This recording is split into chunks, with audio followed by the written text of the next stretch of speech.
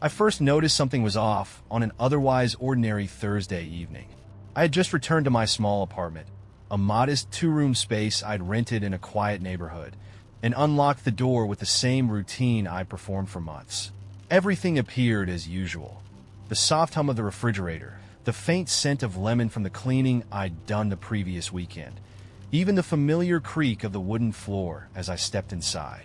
But when I reached the living room, I saw that my favorite mug, the one with the chipped rim I always kept on the side table, was not where I'd left it.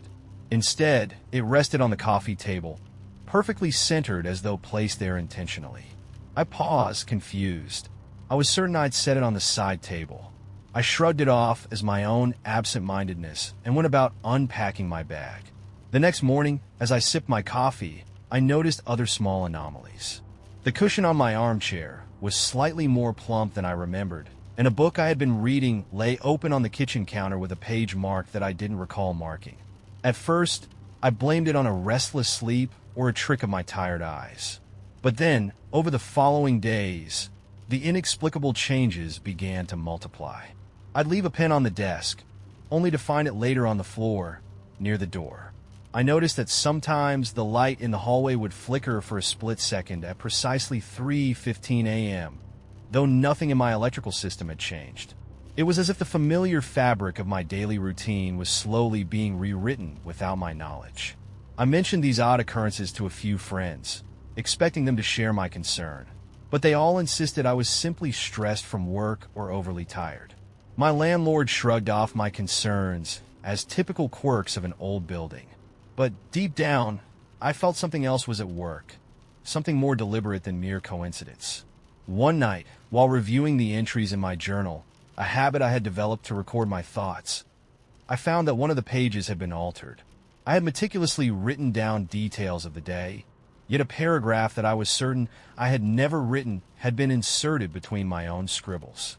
It described the precise placement of my furniture, and even mentioned the location of my missing mug, as if someone had been watching and recording every minor detail of my life. The changes gradually escalated from subtle displacements to disturbing intrusions. I began to find faint, unfamiliar marks on my walls and doors, scratches and smudges that weren't there before. One evening, after a particularly long day, I returned to find the door to my apartment ajar, although I was sure I had locked it. Inside, nothing appeared stolen, but the small coffee table had been pushed an inch closer to the window. In the dim light of the hallway, I could just make out what looked like a series of tiny symbols etched into the wood frame of the door, almost as if someone had tried to leave a message. I traced them with my fingertips, and they felt unnaturally smooth, almost deliberate in their formation. Then came the night that shattered any remnants of rational explanation. I was lying in bed when I awoke to the sound of soft, shuffling footsteps in the living room. Heart hammering, I crept toward the door and peered out, but the room was empty, everything in its place, yet somehow different. I couldn't shake the feeling that I was being observed by an unseen presence, that every object in my apartment was part of a carefully orchestrated display. My mind raced with possibilities. Had I slipped into a parallel version of my life? One where the mundane was manipulated by an unknown force? Or was it simply my imagination, fueled by sleepless nights and mounting anxiety? I began to document every incident in excruciating detail. I took photos of the rearranged furniture, recorded the faint sounds in the night, and even set up a camera in the hallway. Yet, when I reviewed the footage, nothing overtly paranormal appeared. Only subtle glitches, moments where a shadow lingered too long, or where the room's layout seemed to shift imperceptibly. Each anomaly, small on its own, began to form a mosaic of disturbances that suggested a pattern, a hidden mechanism rewriting my everyday reality. The more I investigated, the more isolated I felt. Friends dismissed my accounts as overactive imagination, and even my landlord insisted that nothing unusual had occurred. One particularly unsettling day, I found an envelope on my doormat. Inside was a single typed sentence, "We are watching." I looked around the building's courtyard, half expecting to see someone lurking, but the space was empty. The envelope itself was unmarked, its paper cold to the touch, as if it had been stored in a freezer before delivery. That simple message sent a chill down my spine and marked the turning point in my mounting dread. I began to feel that these glitches were not random. They were part of something far larger and more sinister than I had ever imagined. Now, I live in a constant state of unease, questioning every creak of the floor, every rearranged object, every inexplicable mark. I no longer trust my own memory. Each day blends into the next with minor changes that seem both deliberate and untraceable. Am I merely the victim of a trick of my own mind? Or is there something or someone out there orchestrating these events? The line between perception and reality has blurred, and I fear that the reality I once knew may have been nothing more than a comforting illusion. Every time I step through my apartment door, I wonder if I'm returning to my home, or if I've inadvertently stepped into a carefully constructed stage set by an unseen puppeteer. I still don't have any answers.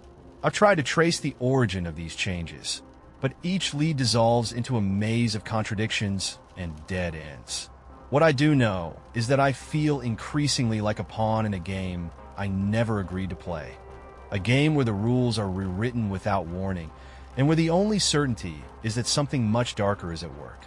And so, I live in perpetual uncertainty, haunted by the possibility that these phenomena are not isolated glitches, but part of an intricate, inexplicable system that watches and manipulates me from behind the veil of everyday life. Whether it's a trick of my mind or a real, malevolent force remains a mystery, and one that I fear may never be solved. I first began to notice something was wrong on a cold winter night when I woke up drenched in sweat, unable to recall how I had ended up in my living room instead of my bedroom. I had no memory of leaving my bed, yet there I was, staring at the ceiling, heart hammering in my ears. The clock on the wall read 3:17 a.m., but something deep inside me whispered that time had slipped away, stolen, even, by forces I couldn't understand. At first, I chalked it up to a nightmare, a side effect of my recent stress at work. I'm an overthinker by nature, so I convinced myself that perhaps I'd been sleepwalking, or that my mind was simply playing tricks on me. But the unease didn't fade. Over the following days, subtle yet disturbing changes crept into my life. I began to notice that my behavior was shifting without my consent. I catch myself laughing at jokes I didn't remember hearing, or finding myself muttering phrases in a tone that wasn't mine. I'd leave home for work with a clear purpose, only to arrive at the office feeling disoriented, as if I'd spent hours somewhere else entirely. One morning, as I was getting ready, I found a sticky note taped to my bathroom mirror. In neat, familiar handwriting it read, "Remember to trust no one." I was certain I hadn't written that, yet every detail of the note, its paper texture, the ink's faint scent, was unmistakably mine. I asked my roommate if he'd seen it, but he just shook his head and mumbled that I must be overworked. That was the first time I felt a gnawing certainty that something inside me was being controlled, that my actions and thoughts were not entirely my own. At work, the situation grew even more disconcerting. I'd give a presentation that later that day I couldn't recall preparing. Colleagues commented that my delivery was oddly rehearsed, as though I were reciting lines memorized from someone else's script. I'd overhear conversations where friends recounted details of events that I was certain I'd experienced, only for them to insist I'd never mention them. It was as if pieces of my memory were being rearranged, edited out, or worse, planted by a stranger living inside my head. One particularly unsettling afternoon, I went to grab lunch at a nearby cafe. I distinctly remember ordering a turkey sandwich with extra mustard. Yet when I sat down at my usual table, the server confirmed I'd ordered something else entirely, a veggie wrap, something I absolutely detested. I questioned her, but she merely smiled, saying she was sure that was what I had asked for. I was left staring at the untouched sandwich in front of me, a bitter taste of confusion and betrayal lingering on my tongue. At home, I began noticing further anomalies. Small objects would move from one place to another with no apparent explanation. A family photo shifting slightly off-center on the mantel. A book I just finished reading now lying on my desk, its pages dog-eared in a pattern I didn't remember creating. I tried to document these occurrences, taking photos and writing notes in a journal. But every time I reviewed them, I felt as if I were reading someone else's story. The more I recorded, the more I suspected that my life was being subtly, insidiously altered from the inside out. It wasn't just the objects or the lost time. It was the feeling that I was no longer in control. Late at night, when the house was silent, I'd lie awake listening for a voice, a whisper, almost imperceptible, that seemed to guide my thoughts. Sometimes I'd awaken to find my eyes wide open, a distant look in them, as if I'd been watching something I couldn't understand. Other times, I'd catch a glimpse of my own reflection in the darkened window and see a flicker, a stranger's cold, calculating gaze, before it vanished. I tried to confide in those closest to me. I told my best friend about the missing hours and the eerie notes, but he looked at me as though I were recounting the ravings of a madman. My coworkers shrugged off my tales as stress-induced hallucinations, and even my roommate dismissed my concerns with a casual, "Maybe you're just tired." No one else seemed to share or even acknowledge the inexplicable sense of being watched and manipulated from within. One night, as I sat alone in my dimly lit apartment, the pieces of my fractured reality came together in a moment of terrifying clarity. I was watching an old recording of myself, a video I'd taken to try to capture some proof of what was happening, when I noticed something that froze me in place. In the background of the video, behind me as I sat on the couch, a dark figure briefly appeared in the doorway, its features indistinct but its eyes piercing. I rewound the footage, played it again, and yet the figure was still there, an uninvited guest in every frame. It was as if someone had been orchestrating my life from the shadows, editing out my memories and actions, leaving behind only fragments that I struggled to piece together.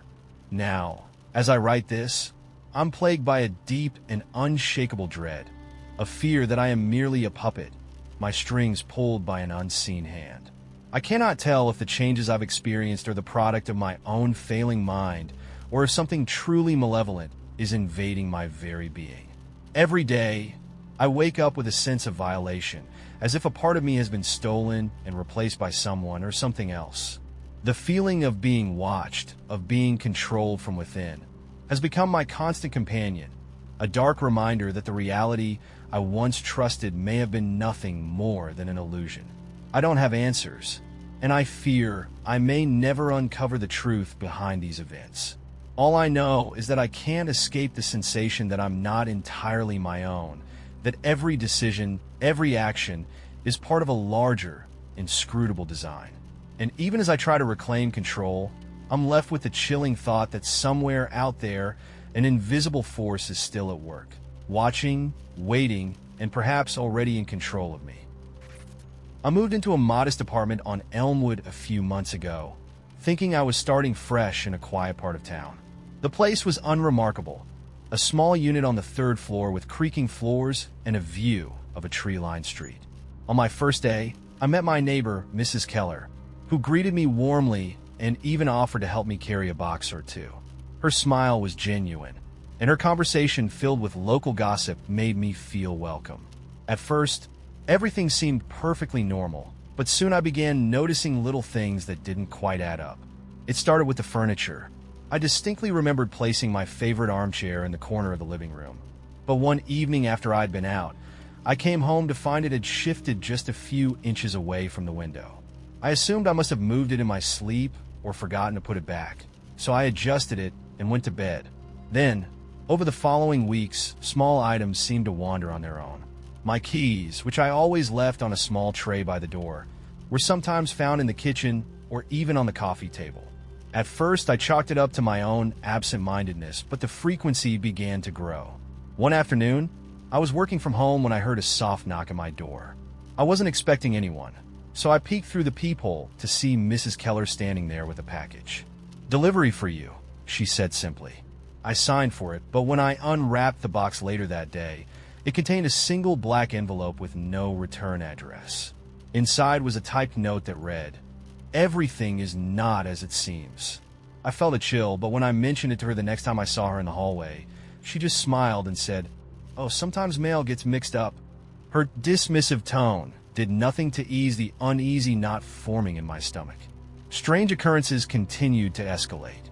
One evening, I was sitting at the kitchen table reviewing some work emails when I glanced out the window and saw the same black car parked at the end of the street.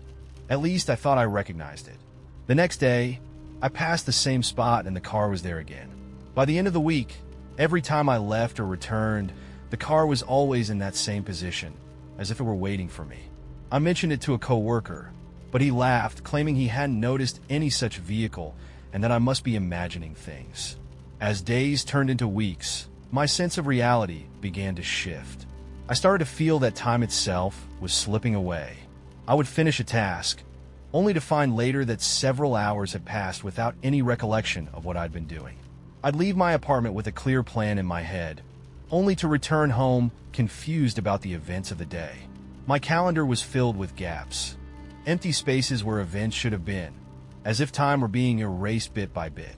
I tried to keep a detailed journal, but even my notes began to contradict one another. I'd write down a conversation I had with Mrs. Keller, only to recall different words when I read it back, as though someone had rewritten my memories. Then there were the changes in the people around me. Friends I'd known for years started behaving oddly too. When I mentioned the missing time or the wandering objects, they looked at me with puzzled concern and insisted that nothing unusual had happened. My best friend said I was overworked, and my parents told me I was stressed out by the move.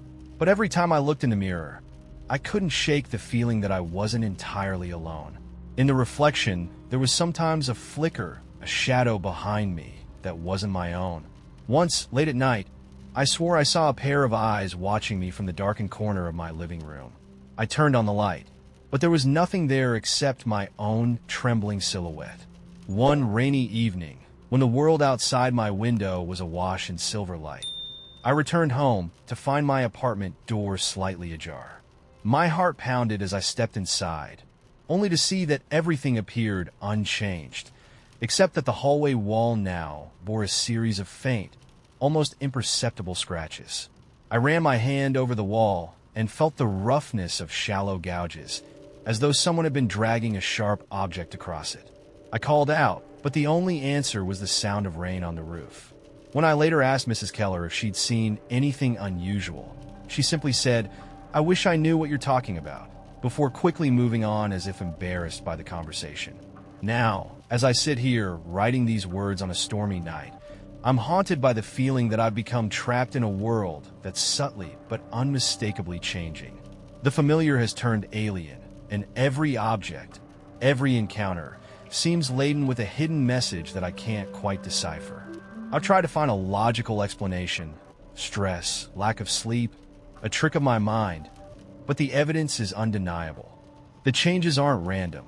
They're deliberate, as if orchestrated by a force that I cannot see. I can't shake the suspicion that everything I once trusted, the solidity of my memories, the stability of my surroundings, is being eroded by something much darker, something that is rewriting reality around me. I don't know if I'm losing my mind or if I've stumbled into an alternate version of life, but I can't ignore the growing dread that these events are not coincidences. They're part of a pattern, a carefully constructed illusion that I may never be able to break free from. As I lie awake listening to the rain, I realize that the world I once knew is slipping away, replaced by an existence where every day brings a new, inexplicable change. And even if I try to call for help or explain what's happening, no one else will see it, leaving me utterly alone in a reality that has become hostile and uncertain, a reality where the only certainty is that nothing is as it seems. I moved into my new apartment last month, thinking it was just another fresh start, a modest one-bedroom on the second floor of an old building in a quiet part of town. The place was exactly as advertised, clean, unfurnished, and with a faint hint of lavender in the hallway. At first, everything seemed perfectly ordinary. I spent my first week arranging my few belongings, relishing the feeling of independence that came with having a space entirely my own. But then, small, inexplicable changes began to occur. It started with little things. One morning, as I sipped my coffee at the small round table in the living room, I noticed that the vase of fresh flowers I had placed on the table the previous day was now empty. without a trace of water or petals. I assumed I had forgotten to refill it, or perhaps I had accidentally tossed the remnants into the trash. Still, I couldn't shake the odd feeling that something was off. A few days later, I returned from work and found the living room arranged slightly differently. The sofa, which I was sure I'd positioned against the north wall, was now angled towards the window. I remember clearly placing it where it was before, yet no one had come to help me move the furniture. At first, I chalked it up to my imagination and the stress of starting a new job. But then, I began noticing subtle, recurring patterns. Every morning, as I passed the mirror in the narrow hallway, I caught a glimpse of a message etched in what looked like condensation. A single word that vanished as quickly as it appeared. Stay. The letters were faint, almost like a trick of the light, but unmistakable. I mentioned it to a friendly neighbor when we exchanged pleasantries in the elevator, but he just smiled and said, "Must be the building's quirks." His response did little to ease my mounting unease. Things escalated over the following weeks. I started to notice that objects I distinctly remembered placing in one spot would inexplicably reappear in another. My favorite armchair, which had always sat in the corner by the window, was sometimes found tucked against the wall, and sometimes even moved to the bedroom. I tried to keep track of these occurrences in a journal, only to find that my notes contradicted each other. Events I wrote down one night seemed to alter slightly by the next morning. It was as if my memories were being edited, rewritten before my eyes. One particularly unnerving evening, after a long day at work, I returned home to find a small handwritten note on my kitchen counter. The note read, "You are not alone," in neat, looping script that I didn't recognize. I looked around, half expecting to see someone lurking in the shadows, but the apartment was empty. I felt a chill run down my spine and immediately locked every door and window, yet the feeling of being watched persisted. I began to question my own sanity. Was I losing my mind, or was something truly amiss in this apartment? I tried discussing it with friends, but they insisted I was just stressed from the new job and the move. Even my landlord, when I mentioned minor disturbances, dismissed them as peculiarities of an old building settling into its structure. Yet every time I stepped inside my apartment, it seemed like I was entering a slightly different version of the same place. A place where the familiar was subtly rearranged and time itself felt disjointed. One night, as I lay in bed unable to sleep, I heard a soft shuffling sound in the living room. Heart pounding, I crept out of my room to investigate, only to find everything in its usual place. The sofa was back where I remembered it, the vase still empty, and the note on the counter gone. I checked my journal and found that I had written about the note the night before, but now it was as if it had never existed. The cycle of disappearance and reappearance, of familiar objects shifting positions, became a constant in my life, a closed loop that I couldn't break free from. Gradually, the changes grew more disturbing. I began to see faces in the reflections of windows that weren't my own, and overheard snippets of conversations that hinted at secrets I couldn't grasp. Each day, as I returned to my apartment, I felt like I was stepping into a scene that had been set up just for me, a stage that rearranged itself in ways that defied logic. It was as if the apartment was a living entity, one that was aware of my presence and intent on altering my reality piece by piece. Now, as I sit alone in this ever-changing space, the walls seem to whisper and the furniture appears in locations I never placed it. I have started to believe that I haven't just stumbled into an ordinary apartment. I've become trapped in a closed loop, an alternate reality where the rules of time and space are malleable. Every familiar detail is suspect. Every shadow and misplaced object feels like a message, a reminder that nothing is truly fixed. I'm beginning to question whether the reality I once knew was real at all, or merely an illusion carefully programmed to keep me complacent. I confront this possibility with a mixture of terror and resignation. What if this entire existence is nothing more than a glitch, a flaw in a system that I can neither understand nor escape? The thought leaves me with an unsettling sense of helplessness, as if I'm merely a character in a story written by forces beyond my control. And as the changes persist, I can't help but wonder, In a world where everything around me shifts without warning, does it even matter if reality is fake or programmed? I've become part of this anomaly, and I fear that I may never find my way back to the stable, predictable life I once knew. I first noticed something was amiss on an otherwise ordinary Wednesday evening. I just returned from a late shift at the hospital, exhausted and eager for the comfort of my small apartment. As I stepped through the door, I paused. My favorite armchair, which I always arranged in the living room corner, was now pushed a few inches to the left.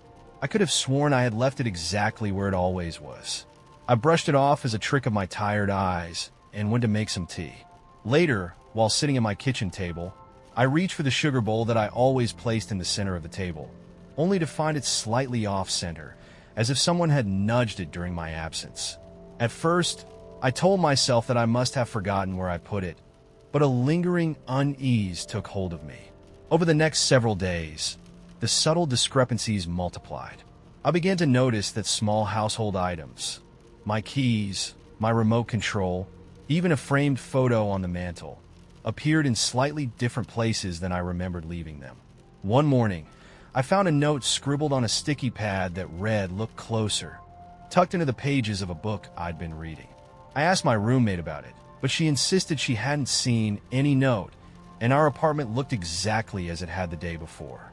I started to keep a journal, meticulously recording each oddity, hoping to find a logical explanation. But the more I wrote down, the more I realized that my recollections of yesterday were fading into uncertainty. It wasn't just the objects. People around me began acting in ways that felt subtly off. My neighbor, Mrs. Carlyle, who had always been warm and chatty, now offered curt nods instead of her usual bright good morning.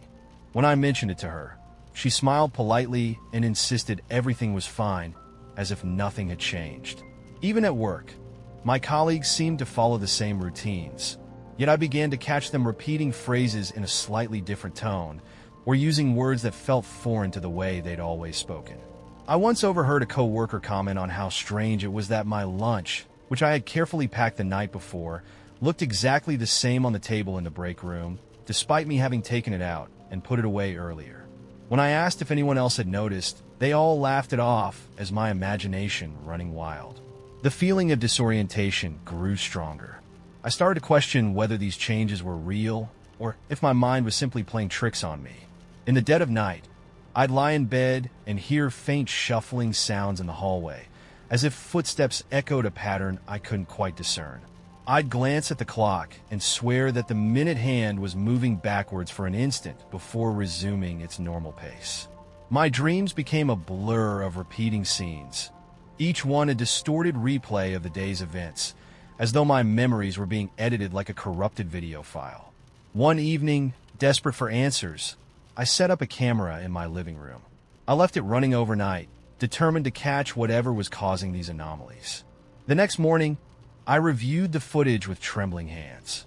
For hours, nothing out of the ordinary appeared, until I saw a brief moment when the armchair in the corner slowly slid across the floor, almost imperceptibly.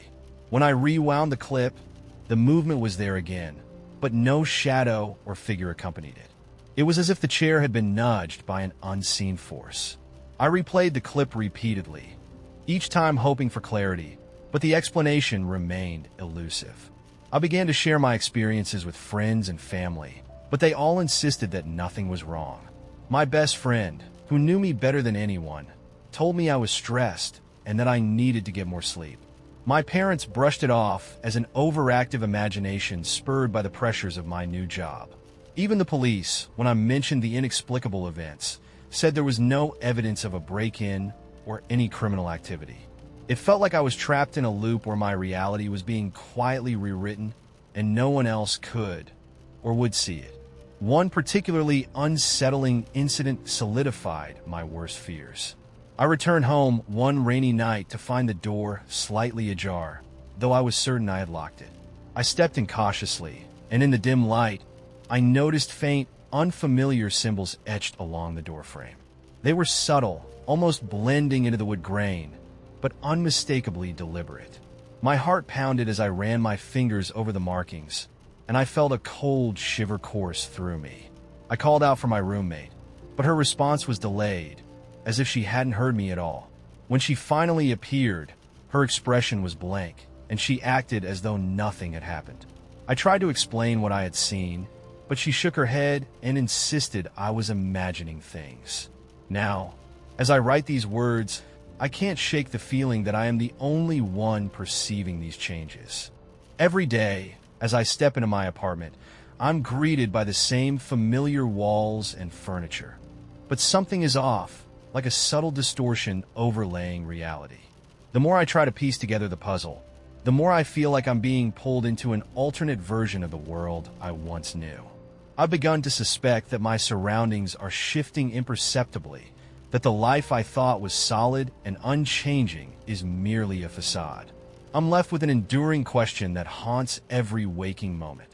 Am I truly losing my grip on reality, or is there something out there, manipulating these details, changing my environment piece by piece without anyone else noticing? The thought is both terrifying and isolating, as I fear that I may be trapped in a world that seems normal to everyone else, but has become completely alien and hostile to me. Whether these glitches are a product of my own fractured mind or evidence of a much larger, inexplicable force, I know one thing for certain. I can't go back to the way things were, and I'm left to wonder if I'll ever find a way out of this slowly shifting maze of my own existence. I don't remember when it started exactly. If I had to pinpoint a moment, I'd say it was the night I woke up standing in my living room, staring at the wall. I had no memory of getting out of bed, no recollection of walking down the hall. The last thing I remembered was lying down, closing my eyes, waiting for sleep to take me. And then this, just me, standing there in the dark, barefoot on the cold wooden floor, my hands trembling for no reason I could understand. I told myself I had been sleepwalking. It was the logical explanation, even though I had never done it before. Still, I shook it off and went back to bed. But the next morning, something gnawed at the edges of my mind, a lingering sense of wrongness, like I had forgotten something important. My phone was on the nightstand. My keys were where I had left them. Nothing in my apartment was out of place. And yet, as I got ready for work, I couldn't shake the feeling that someone had been in the room with me, watching. Days passed and small things started to change. I would leave my mug in the sink, only to find it washed and sitting on the counter when I came home. I would glance at my laptop screen and see open tabs I didn't remember clicking on. I started waking up to find my phone in different places, sometimes under my pillow, sometimes on the floor, sometimes turned off completely. I thought I was just forgetting things, getting careless. That's what I told myself, anyway. Then the missing time started. The first time it happened, I was at my desk at work, reading emails. It was a normal afternoon. I blinked, and suddenly my screen was different. The email I had been reading was gone, replaced by a completed report I had no memory of writing. My coffee cup, which had been full a moment ago, was empty cold. I looked at the clock. 43 minutes had passed. My fingers were resting on the keyboard as if I had just finished typing something. My heartbeat pounded in my ears. I checked the document. My name was on it. My writing style was there, but I couldn't recall a single word of what I had written. I tried to laugh it off, but the feeling didn't leave. It sat there, just beneath my skin, a creeping sense of unease that tightened with every passing second. That night, I set up my phone to record myself while I slept. I didn't know what I was expecting to see. Maybe proof that I was just restless, maybe nothing at all. But what I found the next morning made my stomach drop. At 2:47 a.m., I sat up in bed. Not abruptly, not startled, just a slow, methodical movement. I turned my head toward the camera, my face eerily blank. And then I smiled, not in a way that felt natural. It was slow, stretched, almost like I was trying to figure out how my own muscles worked. I sat there, staring at nothing, for over an hour. Then, as smoothly as I had sat up, I lay back down, closed my eyes, and didn't move again until my alarm went off. I replayed the video over and over, feeling sick. What the hell was wrong with me? The days blurred after that. The missing time got worse. I would find myself in places without remembering how I got there, standing in the kitchen in the middle of the night, walking down streets I hadn't planned to take. Sometimes, people would talk to me about things I had apparently said or done, and I would have no memory of it. One afternoon, my coworker Emily approached me, her expression guarded. "You okay?" she asked. I frowned. "Yeah, why? You were acting weird earlier." I blinked. "When?" She hesitated. "At lunch. You just stopped talking. Like mid-sentence. Then you just stared past me for a solid minute. Like you weren't even there." I had no recollection of this. "I don't remember that," I admitted. Emily forced a laugh, but there was concern in her eyes. "Maybe you're just stressed. Get some rest, okay?" I nodded, but her words stuck with me. That night, I dreamt of voices. Not one, many, whispering just below the surface of my thoughts, too low to understand, but insistent. Familiar. Then, I wasn't dreaming. I woke up standing in my apartment doorway, the deadbolt unlocked, my hand on the knob as if I had been about to step outside. The city was silent. My own breathing was loud in my ears. I stepped back, locked the door, and pressed my back against it, my whole body shaking. I wasn't in control anymore. Something else was moving me. The worst part? It wasn't external. It wasn't some shadow in the corner of my room, some dark figure lurking in the street. It was me. I tried to fight it. I left notes for myself, reminders of where I had been, what I had done, but the more I tried to track it, the more my own actions betrayed me. Notes disappeared. My texts were deleted. I would write things down, only to find the words erased, as if my own hand had taken them away. And then the final proof came. I was sitting on my couch, forcing myself to stay awake, to resist the pull of exhaustion. I had set up my phone camera again, pointing it directly at me. At some point, I fell asleep. When I woke up, my phone was still recording. My stomach twisted as I hit play. At first, it was just me sleeping. Then I moved. My head lifted. My eyes opened. But I did not blink. I watched as I slowly sat up. My movements eerily smooth, unnatural. And then my recorded self did something that turned my blood to ice. I leaned forward as if looking at the camera, and I whispered something. A single sentence so soft I had to turn the volume all the way up. "You weren't supposed to notice." I dropped the phone. My chest was tight, my breathing ragged. My own voice, sounding like a stranger. I don't know what's happening to me. I don't know if I'm losing my mind, or if something has been inside me this whole time, watching, waiting. All I know is that I'm still here, but I don't know for how much longer. It began on an ordinary Monday morning when I first met him. A quiet man with observant eyes and an oddly soft smile, while waiting for the elevator at work. His name was Daniel, or so I was told, and he introduced himself as the new colleague in the IT department. At first, his presence seemed entirely unremarkable. He blended in with the crowd, spoke politely in meetings, and even laughed at the same jokes everyone else did. But soon after that day, things started to feel off. I began to notice that time didn't seem to follow its usual rhythm around him. One afternoon, I left my desk to grab a coffee. When I returned, I found that the clock on the wall had advanced by nearly an hour, though I was sure I'd been away only for a few minutes. I brushed it off as a malfunction, yet the occurrence repeated itself over the following days.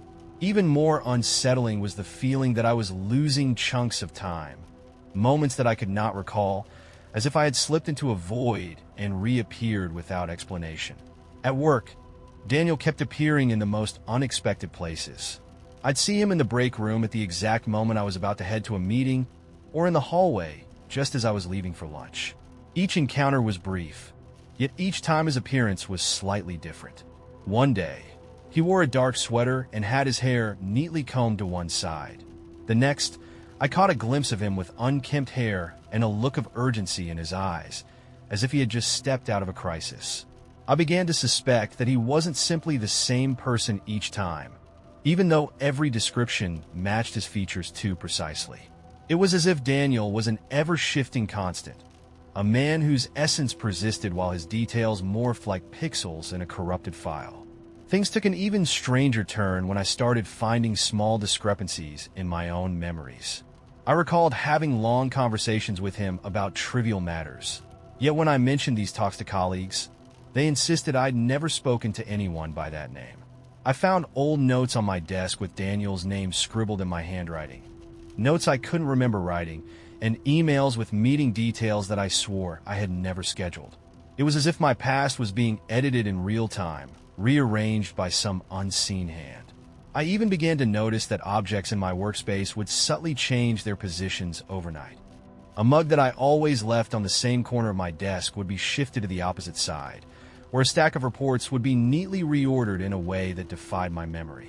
Late one evening, after everyone had left the office, I stayed behind to try and piece together the puzzle. I pored over my calendar and emails, trying to locate the source of these anomalies. But the more I looked, the more I realized that nothing was as it seemed. I found an old email thread referencing a meeting with Daniel that I had no recollection of and a series of calendar events that overlapped in impossible ways. When I checked the security footage from the day I met him, the images were strangely distorted. Frames skipped, and there were moments when Daniel's figure appeared to flicker, as if the recording itself was glitching. I began to feel that my entire reality was becoming unstable, as if the rules that once governed time and space were breaking down around me. The once familiar office now seemed like a shifting labyrinth, where every corridor and room held a secret that defied logic. I started to avoid the elevator, fearing that it might transport me to another version of the day, and I found myself double-checking every detail of my schedule, desperate to reclaim control over my slipping memories. One day, while walking home after a particularly unnerving afternoon, I spotted Daniel again. He was leaning against a lamppost on a quiet street corner, his expression unreadable. As I approached him cautiously, he simply raised his hand in greeting. I attempted to speak, but words failed me. In that moment, I realized with mounting terror that I was no longer certain if I was encountering him for the first time, or if I had seen him countless times before, each appearance subtly different, yet hauntingly familiar. His eyes met mine, and I felt an indescribable pull, as if he were beckoning me deeper into a realm where reality itself was fraying at the edges. Now, I sit in my dimly lit apartment, clutching a journal filled with notes and fragmented memories, trying desperately to discern what is real. The glitches persist, not just in the world around me, but within me, as my own recollections become unreliable and distorted. I've come to the inescapable conclusion that perhaps I've become part of this anomaly. The steady flow of time, the solid ground beneath my feet, even my own identity, everything seems to be in a state of flux. I can no longer trust my senses, for every moment feels like a loop, every encounter with Daniel a reminder that the world I once knew may have been nothing more than a carefully constructed illusion. I don't know if there's a way out of this fractured reality, or if I'll ever be able to reclaim the normalcy I once took for granted. All I know is that the glitches have become an intrinsic part of my life now, and I fear that I may never return to the world as it was. Instead, I'm left with the unsettling certainty that I, too, have been rewritten, a mere variable in a cosmic code that glitches endlessly, and perhaps that is all there is to our existence. I woke up one ordinary morning, expecting nothing more than my usual routine: coffee, a quick shower, and the familiar comfort of my apartment. As I sat at my kitchen table, I noticed my favorite figurine exactly where I had left it the night before. It was a small detail, nothing out of place, and I brushed it off as normal. Yet, later that day, when I returned home from work, I saw that same figurine again, precisely positioned as if time had stood still. At first, I thought it was coincidence, but a nagging feeling told me something was off. On my way back from the office the next day, I began to notice a red sedan idling on a street corner where I was certain I hadn't seen it earlier. As I walked past, I caught glimpses of the same car in different spots, seemingly appearing out of nowhere along my route. I asked a neighbor if he'd seen it, but he shrugged and said he hadn't. The repetition of the car, along with the figurine's persistent presence, started to feel less like random chance and more like a subtle rearrangement of my everyday life. At work, the oddities continued. I left my desk for a quick coffee break and returned to find my papers rearranged neatly, though I was positive I had left them in disarray. I even caught sight of a co-worker I'd spoken with moments earlier. only to later realize that his mannerisms and even his attire had shifted ever so slightly. It was as if I were seeing a copy of him, not the same man I remembered. I tried to mention it to others, but they laughed it off as my imagination playing tricks on me. The anomalies grew more persistent and disturbing. One evening, while I was reviewing my calendar at home, I noticed an entry I didn't recall scheduling, a reminder of an event that supposedly occurred twice on the same day. I checked my emails and messages, but nothing confirmed the existence of this duplicate appointment. It was then that I began to suspect that reality around me was repeating itself in strange loops, like fragments of time being duplicated or misplaced. Over the next few weeks, these glitches in my world became part of my daily experience. I would leave a cup on the table in the morning, only to return later and find it exactly as I had left it, even though I was sure I'd moved it. I'd walk down a familiar street and pass by the same car multiple times, as though it were stuck in an endless loop. Even my memories began to betray me. Conversations I distinctly remembered having were denied by friends, and personal notes I had scribbled on a notepad would vanish, only to reappear on my desk later with slight alterations in wording. The consistency of my surroundings was slowly unraveling, revealing a pattern of repetition that I couldn't escape. One night, I sat in my living room, the soft hum of the city outside my window offering little comfort. I stared at the figurine on the table. It had been there every day, yet today it looked as though it might have shifted ever so slightly, its position almost too perfect to be natural.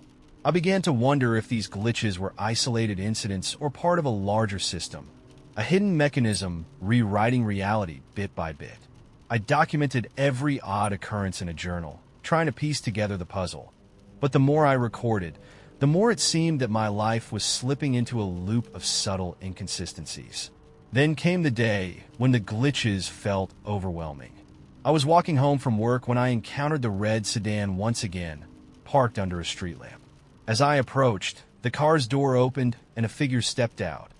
A man who looked remarkably familiar, yet whose expression was blank, as if he were reciting lines from a script.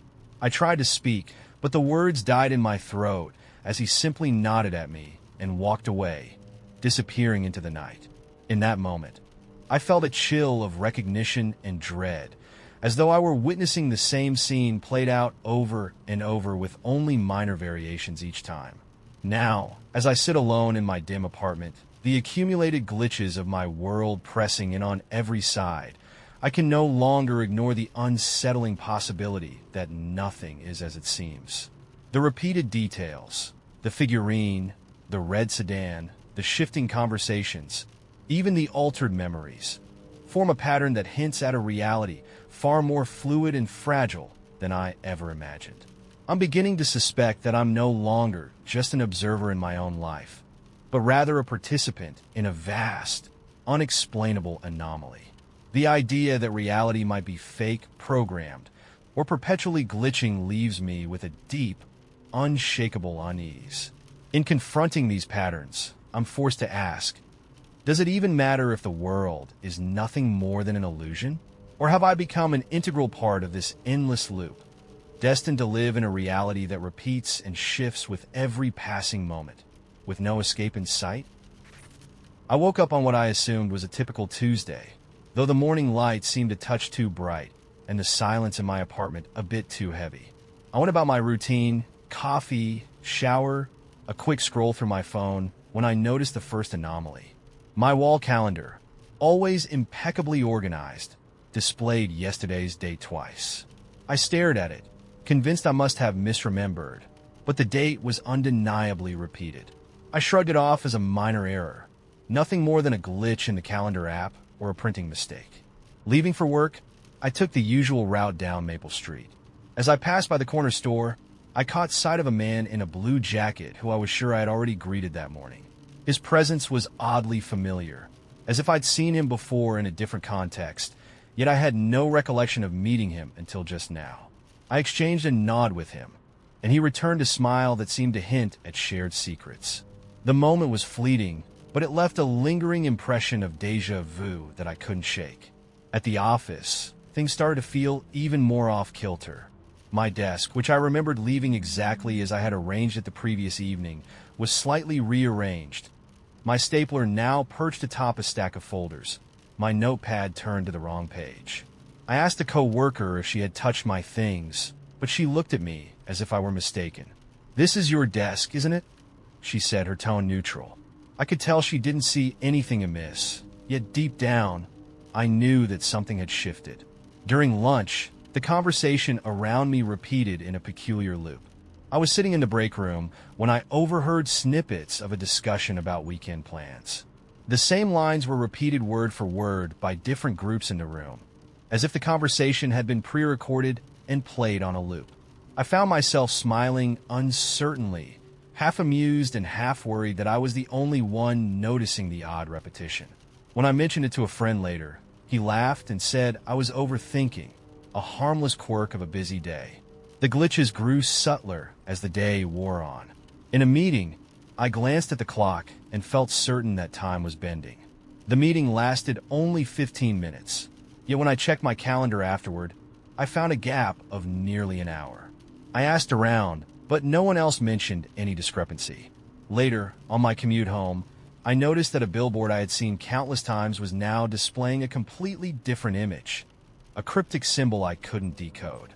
The image was so out of place that for a moment I considered pulling over to inspect it, but when I looked again, it had reverted to its original advertisement.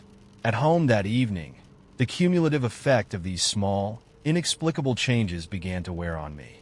I walked into my living room, and everything seemed in order, yet there was a strange aura in the air, as if the room had shifted ever so slightly, rearranged itself in a way I couldn't pinpoint. My coffee mug was not where I remembered placing it, and a framed photograph on the mantel had tilted at a new angle. I reached out to adjust it, trying to restore the sense of order I once knew, but as soon as I set it back, it inexplicably slid out of place again. As days turned into weeks, I began to notice that these glitches weren't isolated events. They were becoming part of my everyday life. People I encountered would occasionally seem like echoes of themselves. A neighbor I had always exchanged pleasantries with now greeted me with a curt nod and a look of disinterest, as if he were following a predetermined script. Even my own reflection started to betray me. In the mirror, I caught glimpses of a face that looked just like mine, but with subtle differences, a slight twitch of the smile, eyes that blinked a fraction slower than they should. One evening, while lying in bed unable to sleep, I scrolled through the photos on my phone, searching for evidence that these alterations were real. I found a picture taken on the morning of the calendar glitch. The calendar in the background did indeed show the repeated date, clear as day. My hands trembled as I looked at another photo taken outside work.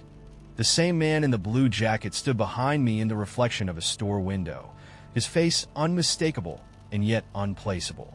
I began to wonder if these glitches were part of something larger, a hidden pattern that I was now entangled in. The repetition and inconsistency blurred the lines between what was real and what was not. I started to document every anomaly, a misplaced object here, a repeated conversation there, in the hope of finding some logical explanation. But the more I recorded, the more it became apparent that my reality was breaking down, fragmenting into pieces that I couldn't piece back together. My nights became restless. I'd wake up with vivid dreams of walking through my apartment only to find it completely different, as if I had stepped into a parallel version of my home. The sense of repetition was relentless, a looping script in which I was both actor and audience. It was during one such sleepless night that the full weight of my predicament hit me.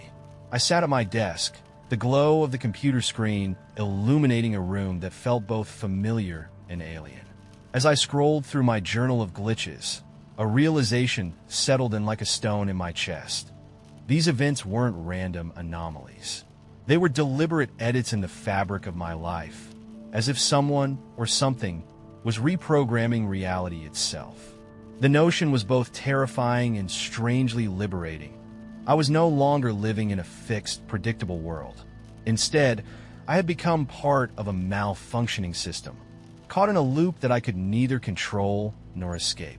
In that moment, staring at the jumble of disjointed memories and inexplicable occurrences, I understood that I might never return to the normal reality I once knew. The glitches had woven themselves into the very core of my existence. Each day, I woke up wondering if I was merely a character in a flawed simulation, a series of preordained events playing out in an endless loop. The thought was overwhelming, a bitter pill that I couldn't swallow. Now, as I write these words, I'm not sure if I'm recording them for anyone who might understand, or if they're just part of the endless cycle that has become my life. I've become increasingly convinced that the world I live in is no longer stable, a matrix of repeated moments and subtle alterations that I can't decipher. The glitches have become my reality, and I fear that I've lost the ability to discern what is truly real. I may have become part of this strange, ever-shifting system, with no promise of ever returning to the normal life I once took for granted. And somewhere deep down, a small, persistent dread whispers that I am trapped here, forever caught in a loop, with reality itself glitching endlessly around me. I moved into my new apartment in early spring. It was nothing fancy, just a modest one-bedroom in an older building on a quiet street. The kind of place that felt lived in, with creaky floorboards and water pipes that groaned whenever you turned the tap. The neighbors seemed friendly enough, though I rarely saw them aside from quick nods in the hallway. Everything about my new home was completely normal, until it wasn't. The first strange thing happened about a week after I settled in. I came home from work one evening, arms full of groceries, when I noticed my front door was unlocked. I froze, my stomach tightening. I was absolutely sure I had locked it before leaving that morning.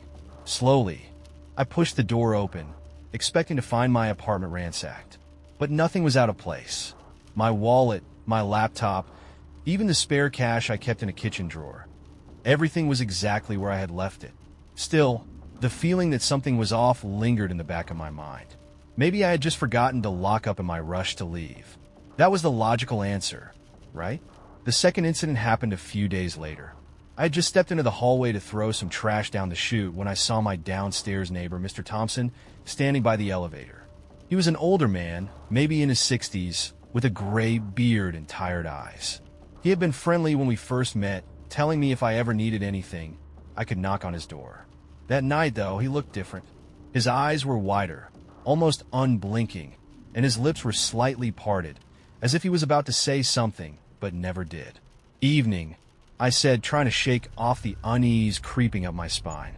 Mr. Thompson just stared at me for an uncomfortably long time. Then, in a voice that barely sounded like his own, he muttered, "You should keep your door locked." I blinked. "Yeah, of course. I always do." I lied. He didn't say anything else. He just stepped into the elevator, the doors closing before I could ask him what he meant. That night, I made sure to double-check my locks. Things escalated from there. I started waking up in the middle of the night to the sound of my doorknob rattling. The first time, I convinced myself it was my imagination.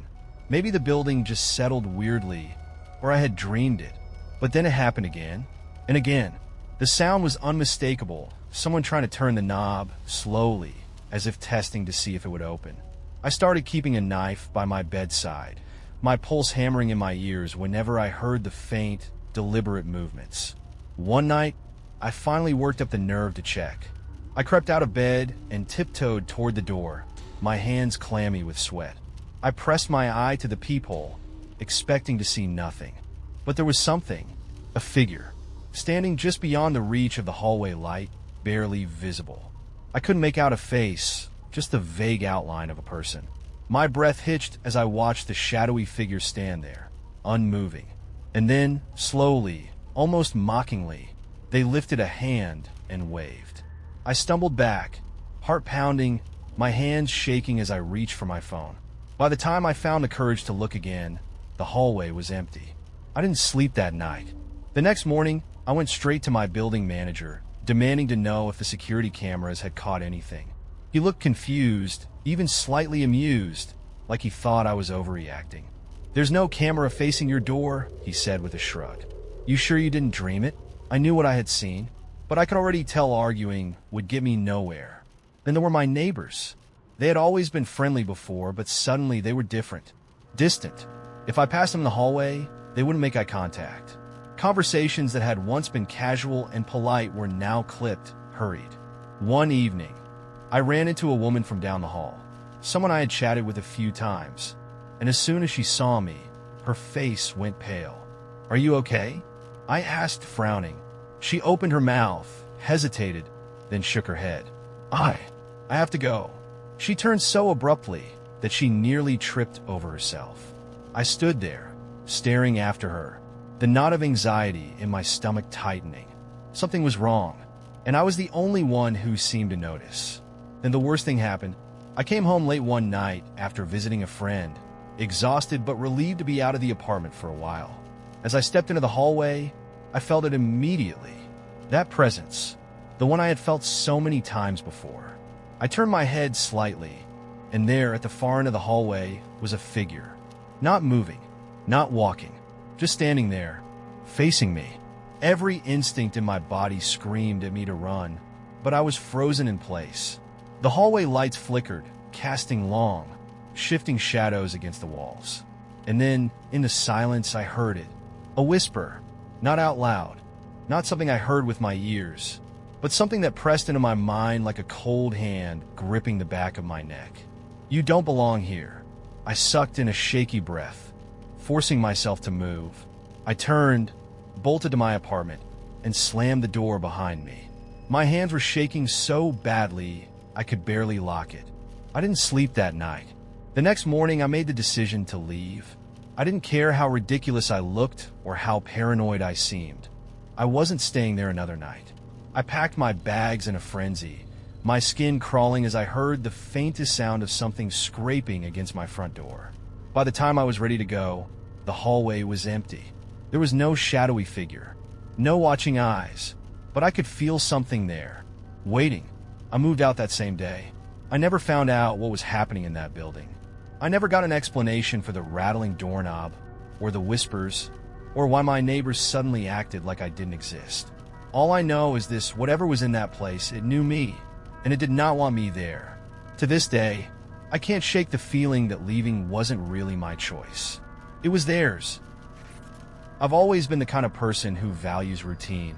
I wake up at the same time every morning, follow the same route to work, and always check to make sure the doors are locked before bed. So, when I started noticing strange things happening around my apartment, I tried to brush it off as stress or my mind playing tricks on me. At first, it was small, almost insignificant things. A spoon missing from the kitchen drawer, a pair of socks that disappeared after I had just folded them. Little annoyances that I thought could be explained away. Maybe I had absent-mindedly moved the spoon while cleaning, or maybe I had put the sock somewhere else by accident. I told myself that I was just being forgetful. But then the changes started happening more frequently. One morning, I woke up and went to the bathroom to find the toothpaste cap was screwed on tighter than I remembered. I distinctly remember leaving it half twisted the night before, and I had never been that careless. It struck me as odd, but I convinced myself it was nothing more than me being overly cautious. The next day, I went to grab my coffee mug from the kitchen and found it on the counter instead of in the cabinet where I always kept it. After a week of these small occurrences, I couldn't shake the feeling that something wasn't right. I started paying closer attention to my surroundings, but I couldn't make sense of it. It was like the world around me was shifting, but no one else seemed to notice. One day, I came home to find a tiny scratch on the wall near my front door. I hadn't seen it before, and I couldn't figure out how it got there. It was so small, barely noticeable, but the placement of it bothered me. A few days later, I found an odd, sticky residue on my bathroom mirror. I had cleaned it only a few days before, and yet it was as if someone had touched it with dirty hands. I wiped it off, but the thought that someone had been in my apartment while I was gone made my stomach churn. The most unsettling part was that nothing was missing, and everything seemed untouched. But the longer I spent thinking about it, the more it seemed like the apartment wasn't quite mine anymore. Then came the night I found a footprint in the hallway. I had come back from a late night at work, tired and just wanted to go to bed. As I passed through the hallway, I noticed something in the dim light, something on the floor just outside my bedroom. I knelt down, my pulse quickening when I saw the mark. It wasn't just dirt. It was the imprint of a shoe, clearly visible in the dust on the floor. I hadn't been walking around barefoot, and no one had come into my apartment. I was certain of that. My heart raced as I looked around, trying to find an explanation. I checked the windows, but they were all locked. I checked the front door, and it was still bolted shut. But that footprint, it didn't make any sense. The strange occurrences escalated after that. I began to find traces of things that shouldn't have been there. A hair on my pillow, despite not having been in my bed the night before. A chair that was slightly pushed out from the table in the kitchen when I knew I had pushed it in before leaving. Sometimes I would walk into a room and feel an inexplicable coldness, like the air around me had shifted, but when I checked the thermostat, everything was normal. When I tried to talk to my friends about it, they all dismissed my concerns. "It's probably just stress," one of them said. "You've been working a lot. Maybe you were just imagining things." But it wasn't just stress. It was the sensation that I was being watched, that something or someone was moving through my life in the shadows, changing things around me in ways I couldn't understand. And the worst part was, no one else seemed to notice. One afternoon, I was sitting on the couch, scrolling through my phone, when I noticed a shadow moving across the room. I looked up, expecting to see a bird flying past the window, or perhaps a car passing by outside. But there was nothing there. Still, the shadow seemed to linger just beyond my sight, and when I turned to look at it directly, it was gone. I didn't want to believe it, but I couldn't help feeling like I wasn't alone. I checked the front door again, and this time I noticed something else, a faint scratch on the inside of the doorframe.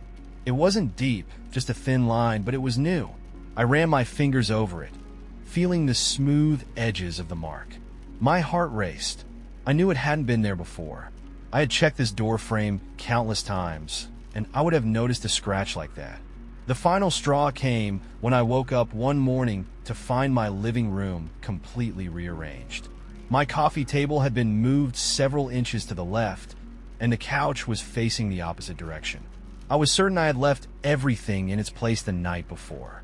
My head spun as I walked through the apartment, checking the rest of the rooms.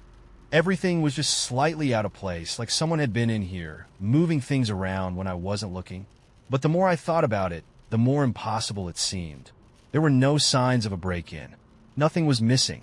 I knew something had been tampering with my life, but I couldn't explain it. I started to question my own sanity. Was I losing touch with reality? Was I just imagining things? Or was there someone deliberately changing my world in ways I couldn't control? I called my landlord and asked if anyone had come into my apartment, but he assured me that no one had entered. I even asked if there had been any reports of strange activity in the building, but he said I was the only one who had complained about anything unusual. It was like everyone else was blind to what was happening around me. Now, I don't know what to believe. Every time I turn around, it feels like something else is out of place, something small, something I can't quite put my finger on. My apartment still looks the same, but it doesn't feel like my home anymore. I feel like I'm trapped in a reality that's slipping through my fingers, and I can't escape it. I don't know if anyone else has ever experienced something like this. Maybe I'm just losing my mind, or maybe there's something or someone shaping my world behind the scenes. All I know is that I can't shake the feeling that something darker is waiting for me, just beyond the corner of my vision, always moving, always shifting. And I'll never be able to find the answers to what's really happening. I woke up on what should have been an ordinary Tuesday, but even then, something felt off.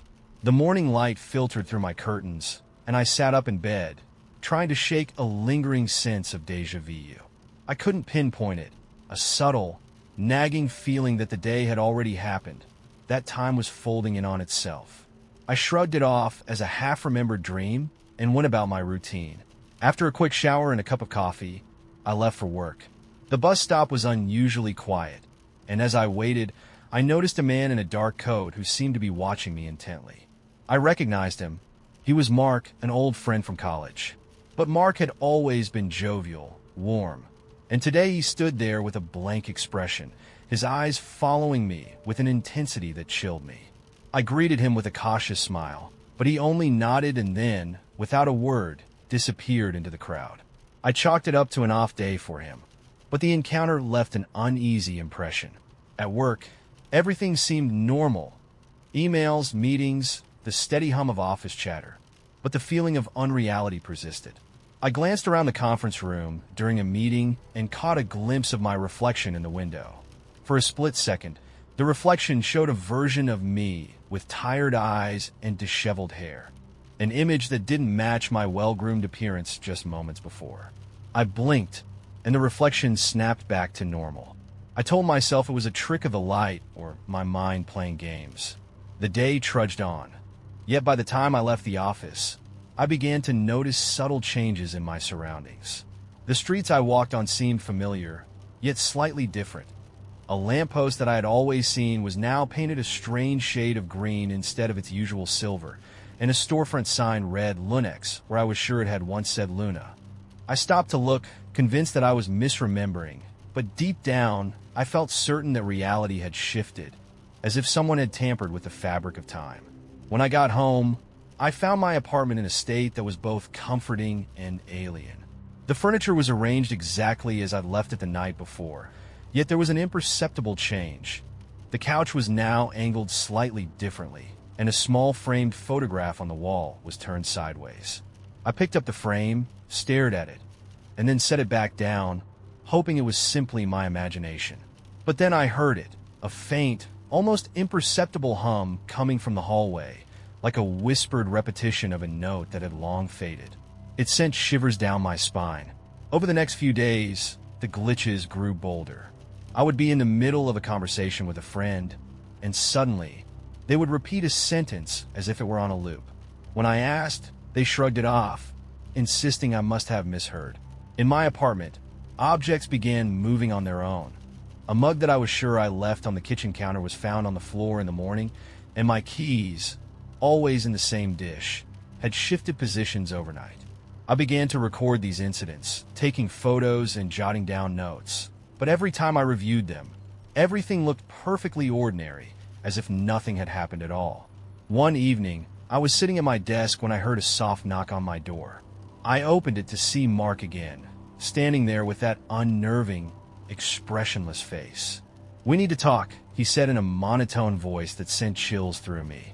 "Do you see it too?" he asked, as if confirming a secret. I stuttered, "See what?" But he simply shook his head slowly and walked away, disappearing into the night as mysteriously as he had appeared before. At that point, my world began to unravel. I started experiencing moments where time itself seemed to glitch. I'd be walking down the street and suddenly find myself at a crossroads I knew I hadn't reached yet, or I'd enter a building and then realize I had been there earlier that day. My mind became a tangled mess of memories that no longer made sense. I even discovered that I had left notes for myself, warning messages scrawled on sticky notes in my handwriting. Messages like "they're here" and "don't trust the mirror." But when I showed these notes to my roommate, she looked at me with concern and said, "I don't remember you writing that." Every attempt to find a logical explanation only deepened my dread. I visited my doctor, who attributed my symptoms to stress and lack of sleep, but even he couldn't explain the phenomenon of missing time and altered objects. I scoured online forums for others who might be experiencing the same reality-bending events, only to find dismissive responses or eerie coincidences that echoed my own story. One thread mentioned a series of small glitches, shop signs, time anomalies, misplaced personal items, accumulating into a larger pattern that some believed was the result of a fractured reality. But the consensus was vague, leaving me with more questions than answers. Late one night, I sat in the darkness of my living room, the only light coming from the flickering television that seemed to be stuck on a static-filled loop. I stared at the screen, trying to ground myself in what felt real, when a sudden flash of recognition hit me. In the mirror opposite the TV, I saw myself, but it wasn't me. It was a version of me with hollow eyes and a blank, almost mechanical smile. I spun around, heart pounding, only to find the room empty. The image was gone, leaving me to wonder if I had just glimpsed an alternate version of myself, or if my mind was finally breaking down. Now, as I write these words, every creak in my apartment and every shadow at the corner of my eye sets my nerves on edge. I've become increasingly convinced that something is deeply wrong with the world around me, that reality itself is glitching in ways that defy explanation. Am I trapped in a loop, or have I become part of something much bigger? A cosmic error? An unintended experiment? I still don't know. All I know is that every day I wake up wondering if what I experienced was just a strange coincidence, or if the very fabric of reality has broken down around me. And with every unanswered question, the nagging feeling grows stronger that I'm not alone in this glitch, that something out there is watching, waiting, and I may never be able to escape the disturbing truth.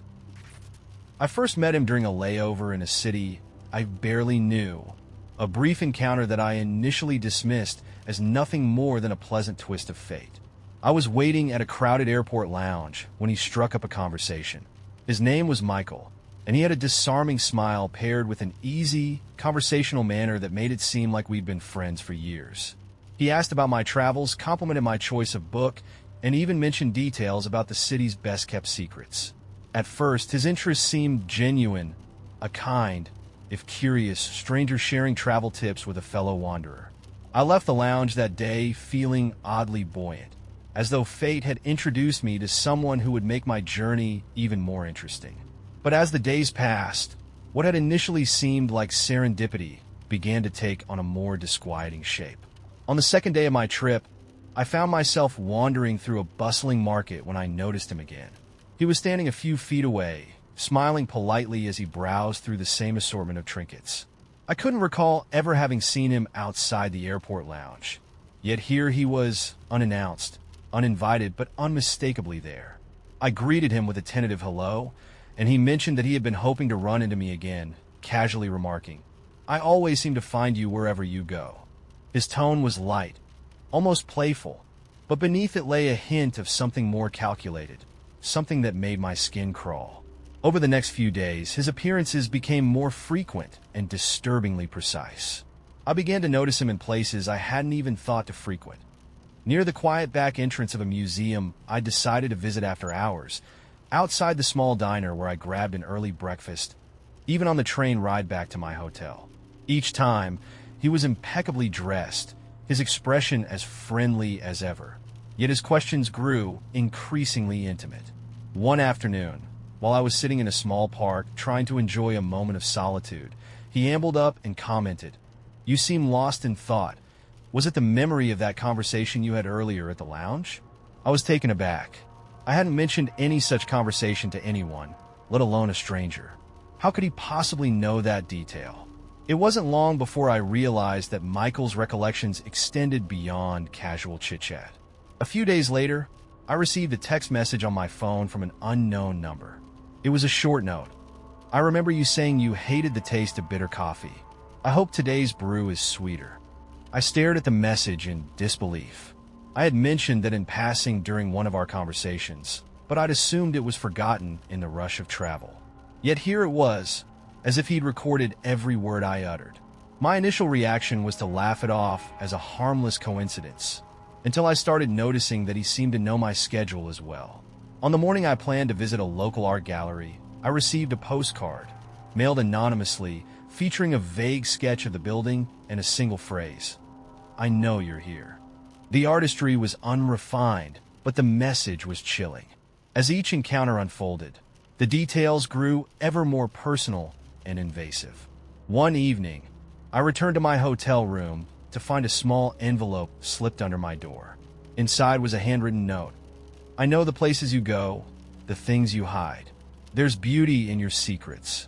I felt my pulse quicken as I scanned the message, realizing with mounting horror that nothing I had ever shared with Michael, or anyone else, had been so clearly understood. His compliments, once benign and even charming, now rang hollow and tainted with an unnerving implication. When I tried to confide in a coworker about the stranger who had become an unwanted presence in my life, they hesitated, offering only vague reassurances that I was just being cautious. But the feeling of being observed, tracked, was too real to dismiss. One rainy evening, desperate for some semblance of control, I confronted him. I arranged to meet him at a quiet cafe, hoping that face-to-face conversation might dispel the mounting dread.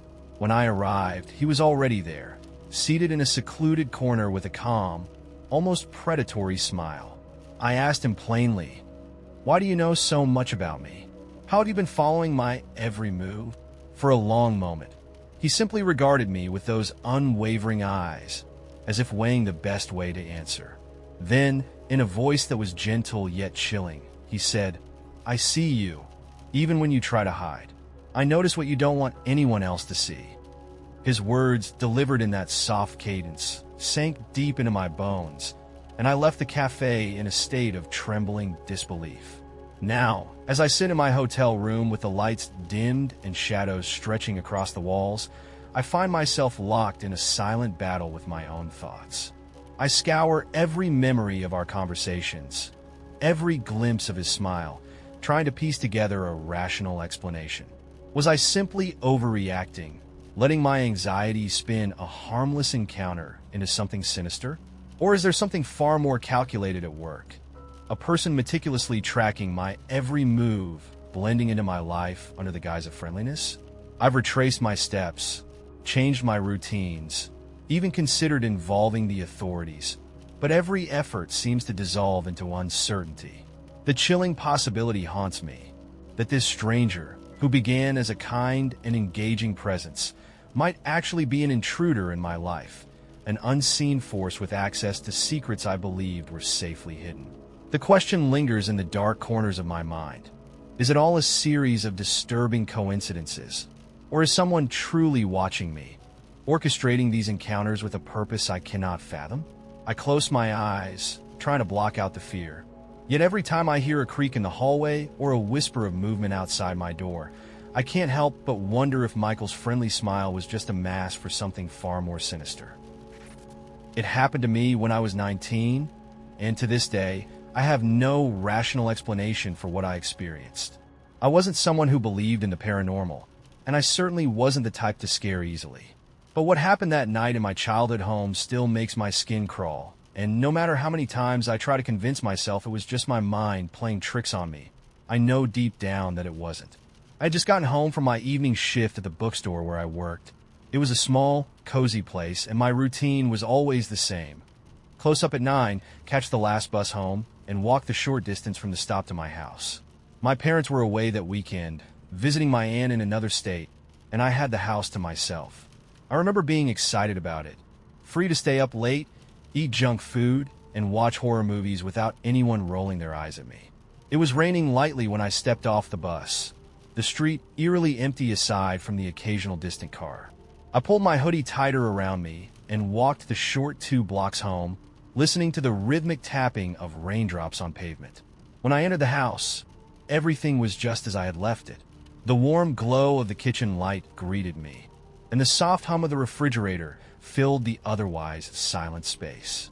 I made myself a quick snack, grabbed a blanket, and settled onto the couch for what I planned to be a long, lazy night. Around midnight, I started feeling drowsy. I shut off the TV and went upstairs to my bedroom, leaving only the small hallway light on. Everything was completely normal, but as I climbed into bed and pulled the covers over me, I felt something that I couldn't quite explain, a shift in the air, like the room itself had exhaled. At first, I ignored it. I was tired, my mind playing tricks on me. I turned onto my side, closing my eyes. But then I heard it, a creak from the hallway. Not just any creak, but the distinct, deliberate sound of a footstep. My stomach dropped. My parents weren't home, and I hadn't heard the front door open. My heart pounded against my ribs as I held my breath, listening. Silence. I exhaled shakily, telling myself it was the house settling. Houses make noises all the time, right? But then another creak. Closer. I bolted upright, my pulse hammering in my ears. The hallway light cast a dim glow under my bedroom door, and for a second, I considered getting up and checking. But every fiber of my being screamed at me not to move. Something wasn't right. The air felt heavy, charged, like the moment before a lightning strike. Then came the sound that still haunts me to this day, a slow, dragging scrape, as if something was being pulled across the wooden floor just outside my room. My body went ice cold. I wanted to call out, to demand who was there, but I couldn't force the words out. Then, the handle of my door turned, Not violently, not in a way that suggested someone was breaking in, but slowly, methodically, as if whoever or whatever was on the other side was testing it. I couldn't breathe. My body was frozen in place, every muscle locked in sheer, primal terror. The handle twisted just slightly before stopping. And then, silence. I sat there for what felt like hours, listening, waiting, nothing. Eventually, I found the courage to move. I reached for my phone on my nightstand with trembling hands and turned on the flashlight. The dim beam cast strange shadows around my room, but the door remained closed. I strained to hear any movement, but the house was quiet. Too quiet. Gathering every ounce of courage, I swung my legs over the side of the bed and tiptoed toward the door. My hand hovered over the handle before I gripped it and yanked it open. The hallway was empty. I stepped out cautiously, my heart pounding so hard I could barely hear anything over it. The air felt thick, like I was moving through something unseen. I checked every room, flipped on every light, searching for any sign that I wasn't alone. But there was nothing. The front door was locked. The windows were shut. There was no logical way anyone could have been in the house. And yet, I knew. I wasn't alone earlier. I barely slept that night. I kept every light on, sitting upright in bed, listening for any sound, but nothing else happened. The next morning, I tried to rationalize it. Maybe my mind had conjured up the entire thing. Maybe I was just exhausted from work and had imagined the footsteps, the turning handle. But then, as I walked down the hallway in the daylight, something made my stomach drop. The hallway rug was slightly askew, as if it had been shifted. And there, just outside my bedroom door, was a single, long scratch on the wooden floor. A scratch that hadn't been there before. I never told my parents. I never told anyone really, because what could I even say? There was no proof, nothing that would make sense. But I know what I heard. I know what I felt. Something was in that house with me that night. And even now, years later, when I'm alone in a silent room, I sometimes feel that same charged stillness in the air, like something unseen is just watching, waiting for me to notice. So to whoever or whatever was outside my door that night, let's not meet again. I remember the first time I noticed him, a man whose presence I initially dismissed as nothing more than an odd quirk of fate. It was a chilly Thursday morning at the neighborhood cafe where I'd made a habit of starting my day with a steaming cup of coffee and a quiet corner to read. I'd always been a creature of habit, and on that day, a new face appeared at the table next to mine. He was unremarkable at first glance, neatly dressed in a light jacket and worn jeans, his expression polite and his smile gentle. He made small talk about the weather and even complimented the decor of the cafe, and I, eager for friendly conversation, responded in kind. His manner was too courteous to provoke suspicion, until I noticed a slight intensity in his eyes that lingered just a moment too long. Over the following days, our encounters grew more frequent. I began to see him in familiar places. On the bus during my morning commute, standing idly by the corner store as I passed, even at the park where I jogged in the evenings. Each meeting started innocently enough, a nod here, a half smile there. But soon he started peppering our brief exchanges with personal questions that made me uncomfortable. "So, what do you do for a living?" he would ask. Or, "You always seem so thoughtful. What's your secret?" His tone was casual, yet his curiosity felt invasive. I brushed it off as overly friendly behavior, but a nagging sense of unease began to settle in. It was when he began to remember details of my daily routine that things took a turn. One afternoon, while I was waiting for my ride, he appeared out of nowhere and remarked, "I noticed you always take the 7:15 bus. Must be quite a routine." I was taken aback. No one else had mentioned my schedule, and his recollection of the minutiae of my life was unsettling. His compliments, too, started to feel less like kind words and more like an assessment. "You're remarkably punctual. It's rare to see someone so disciplined."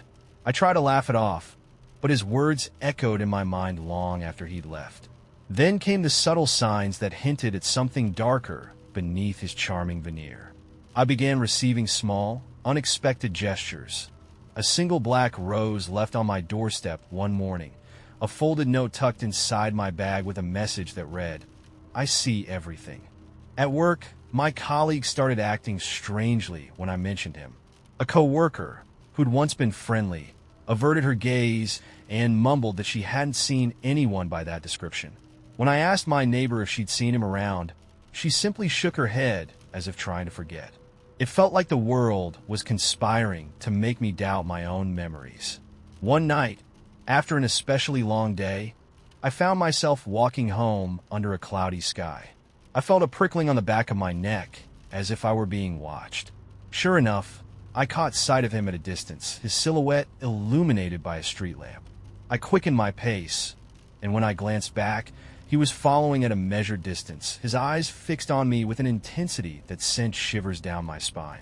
I attempted to lose him by taking unfamiliar side streets, but every twist and turn seemed to lead me right back to him. His presence was constant, a silent observer in the periphery of my life. The situation escalated one evening when I arrived home to find my door slightly ajar. My heart pounded as I slowly pushed it open, half expecting him to be inside.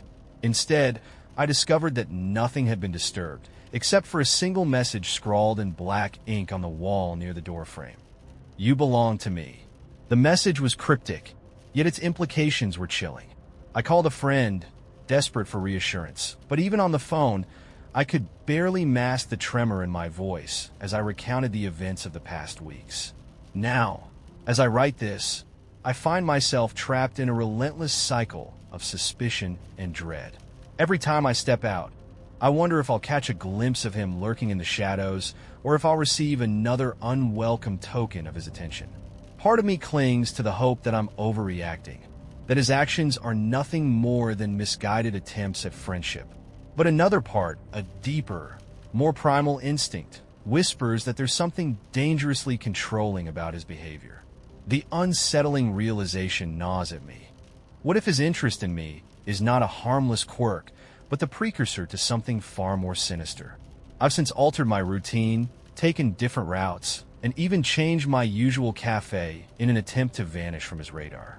Yet despite my efforts, I can't shake the feeling that he's still out there, watching, waiting. Every compliment now carries an edge of menace. Every casual inquiry becomes a reminder of my vulnerability. I'm left with an ever-present question. Was he truly dangerous? Or have I simply misinterpreted benign behavior through the lens of fear?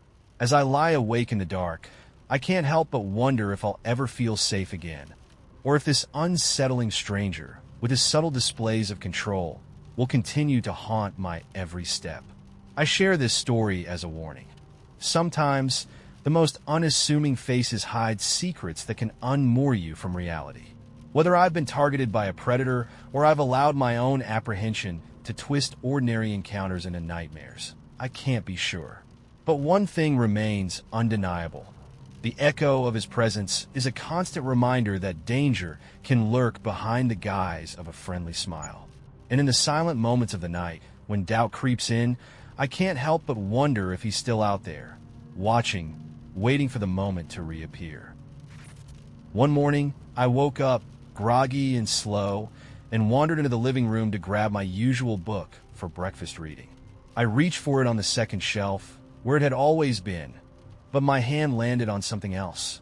A different book, a title I didn't recognize. I frowned, scanning the shelf, certain I had put my book in its usual spot the night before. But it wasn't there. I pulled the unfamiliar book from the shelf. The cover was plain, beige, with no title or author. I flipped it open, expecting blank pages or maybe an old journal someone had left behind when I moved in.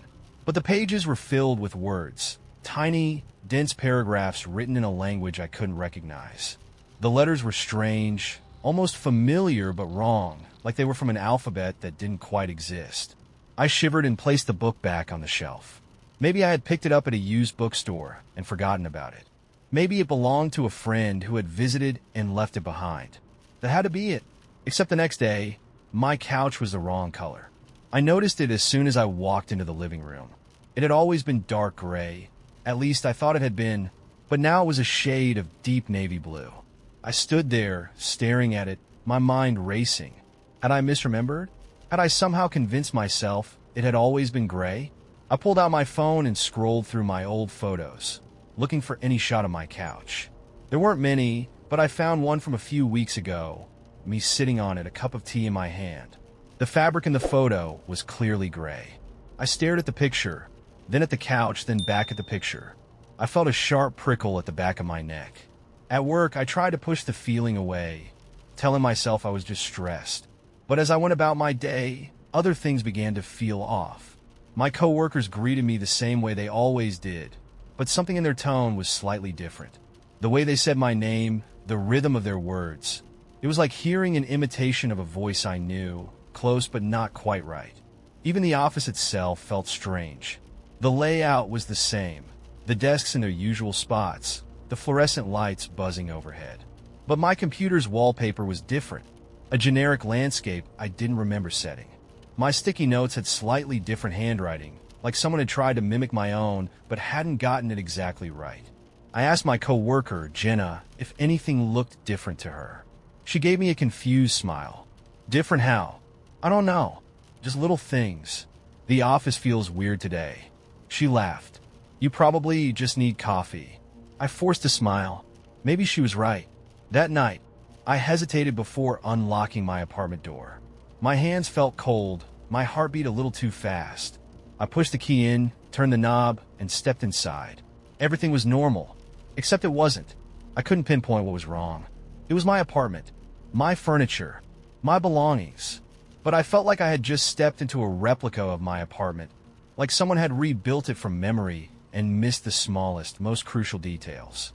The air felt thinner. The shadows in the corners were too still. I walked into the kitchen and stopped cold. The fridge was open. Not wide open, just slightly ajar. Just enough that I could see a sliver of light spilling out. My stomach knotted. Had I left it open? No. I had been rushing that morning. I barely even touched the fridge. I stepped closer and placed my fingers on the door, pushing it open. My breath hitched. The contents were wrong. Not missing wrong. The orange juice was in the wrong spot. The milk was a brand I'd never bought before. The leftovers I knew I had put in last night were gone, replaced by food I had never seen before. Perfectly organized, as if someone had arranged them. I stumbled back, slamming the fridge shut, my hands shaking. I grabbed my phone and dialed my mom. She picked up after a few rings. Hey, sweetheart, everything okay? Hearing her voice calmed me. Yeah, I just wanted to talk. She laughed lightly. Of course. How's work? I almost didn't notice it at first. This small thing. She didn't call me by my name. My mom always said my name when she greeted me. Always. But this time, she hadn't. It was such a small thing, barely noticeable, but suddenly I felt ice in my veins. I swallowed hard. Mom, what's my middle name? A pause. Just a second too long. Then she laughed again. What kind of question is that? Mom, what's my middle name? Silence. The air around me felt thick, pressing in. I gripped the phone tighter, listening to the static on the other end.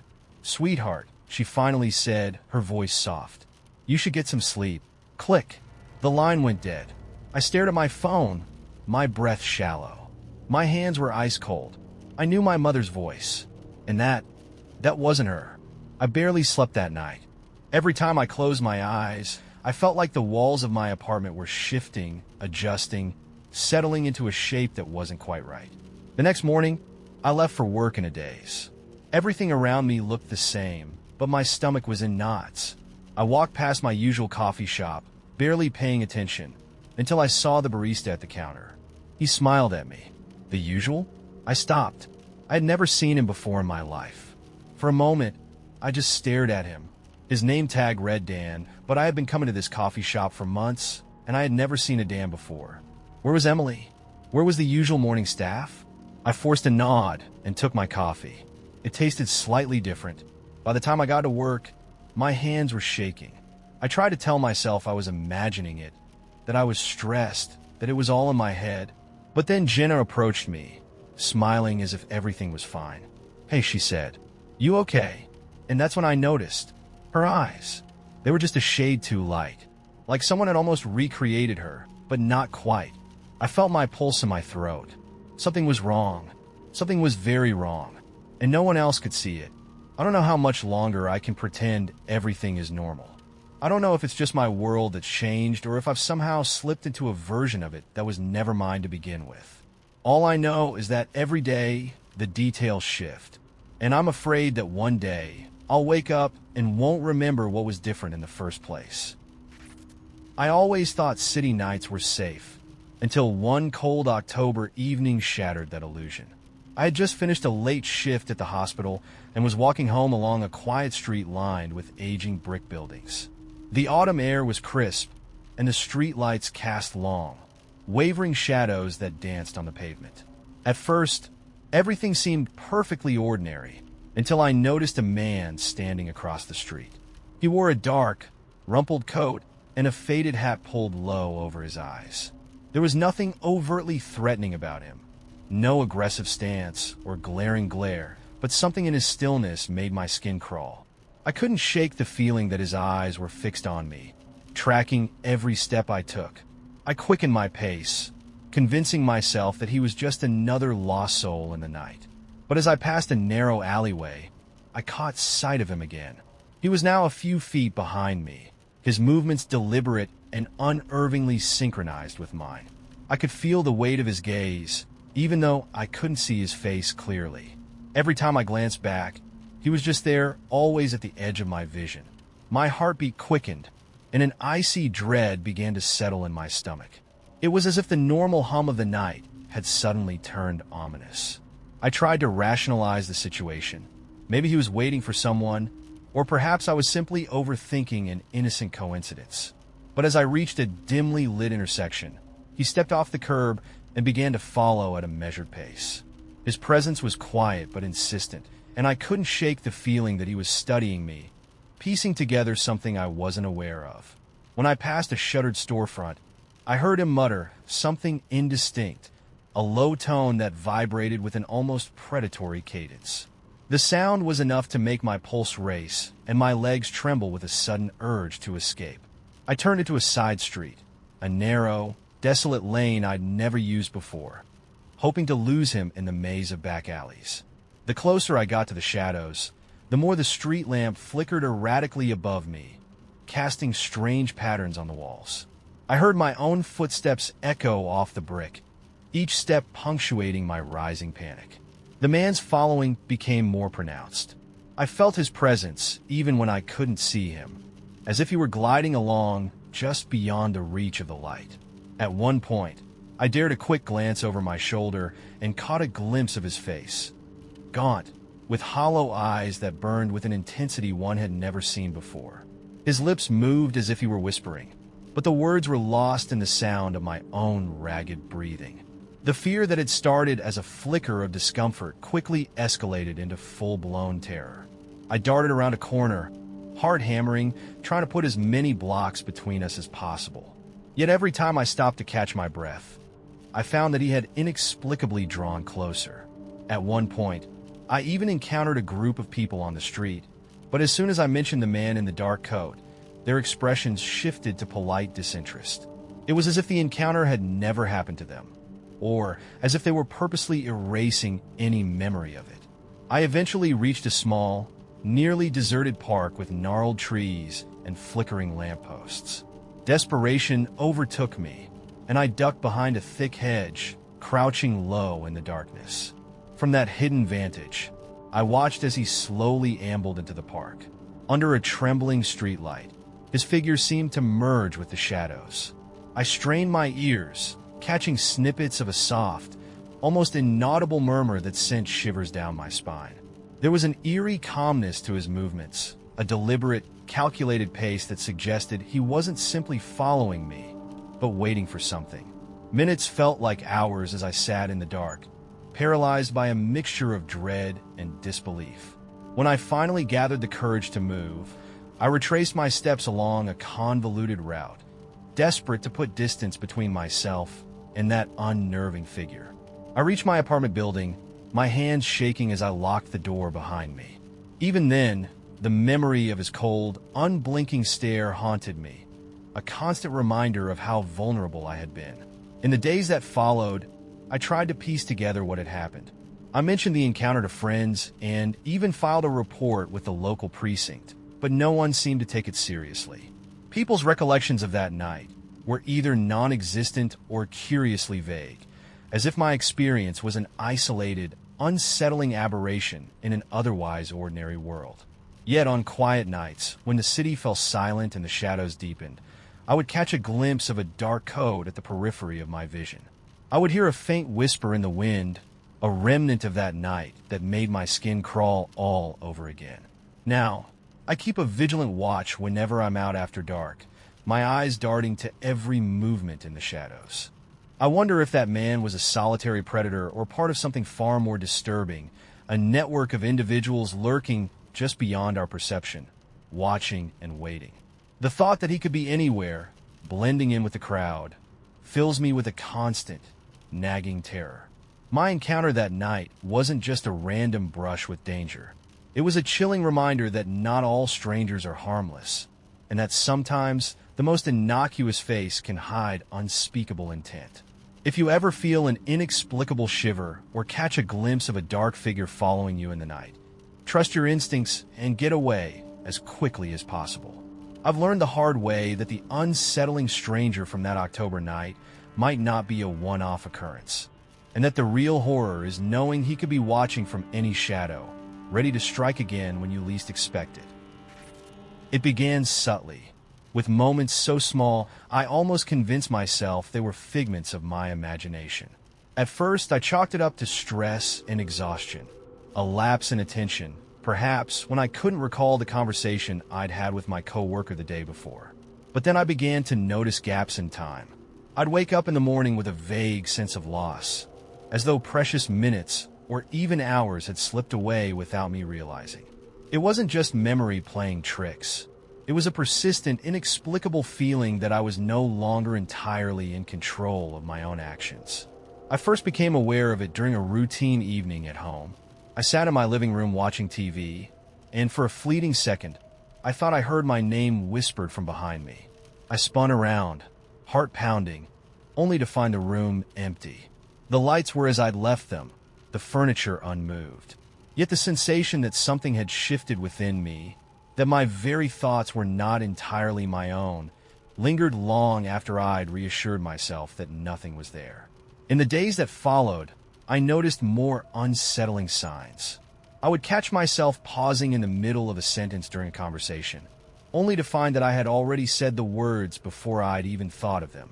At work, colleagues commented on my unusual behavior, how I'd seemed distracted, as if I were half absent, or even that I'd spoken in a tone that wasn't mine. One morning, I received an email from my supervisor praising me for a decision I couldn't remember making, as though I'd authored a memo in my sleep. I dismissed it as a misunderstanding at first, but the pattern only grew more distinct with time. It wasn't long before I began experiencing a deeper, more disturbing phenomenon. One evening, as I returned home from a late shift, I noticed that my apartment felt strangely different, though nothing outwardly obvious had changed. The familiar hum of the refrigerator, the soft ticking of the clock, even the comforting creak of the floorboards beneath my steps, all seemed slightly off, as if a subtle vibration pulsed through the air.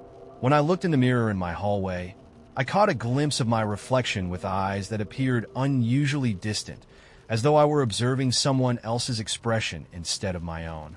I couldn't shake the feeling that I was being watched from within. The more I tried to focus on these experiences, the more they escalated. I began to find evidence of lost time. My journal entries, once carefully written and precise, now contained pages that were abruptly blank, as if entire hours had vanished. I would return from a walk to find that I'd left the door open, only to remember locking it moments before, the act undone by some unseen force. Even my own personality seemed to fracture.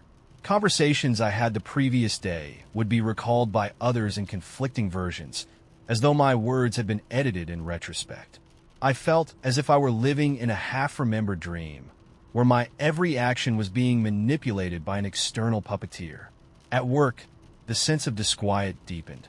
My computer would power on with files I didn't recall creating, and emails appeared with subject lines that mirrored my innermost thoughts. My co-workers, usually reliable and consistent, began to regard me with a mixture of pity and unease, as if they sensed a change in me that I couldn't articulate. I would sit through meetings with a fog of detachment, my thoughts drifting, only to snap back in horror at the realization that I had lost chunks of time during which I had apparently been doing nothing at all, or perhaps something I couldn't recall. One night, in a desperate attempt to regain control, I stayed awake for hours, watching every creak and flicker of light in my apartment, straining to catch any sign of intrusion. Instead, I was met with silence and the oppressive weight of my own isolation. In the quiet darkness, I began to hear whispers, soft, indistinct murmurs that seemed to originate from the very depths of my mind. They spoke in half-formed sentences, hints of commands or observations that I couldn't quite grasp. It was as if someone or something had inserted itself into my thoughts, controlling my actions without my consent. I reached out to a few friends and even sought professional help, but no one could offer a rational explanation for what was happening. They insisted I must be overwhelmed, that stress and lack of sleep could cause such distortions.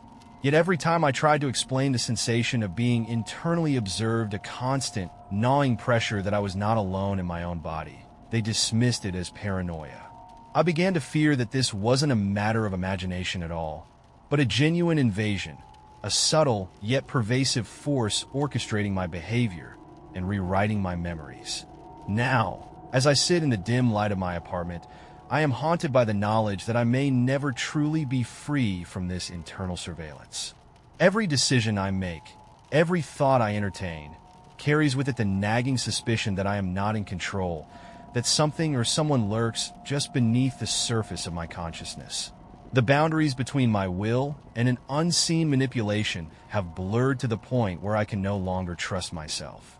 I am left with a lingering, bone-deep fear that I have become an unwilling participant in a larger, unexplainable design. A design in which my very essence is being observed, adjusted, and controlled from the outside. And though I may never find clear answers, I know one thing for certain.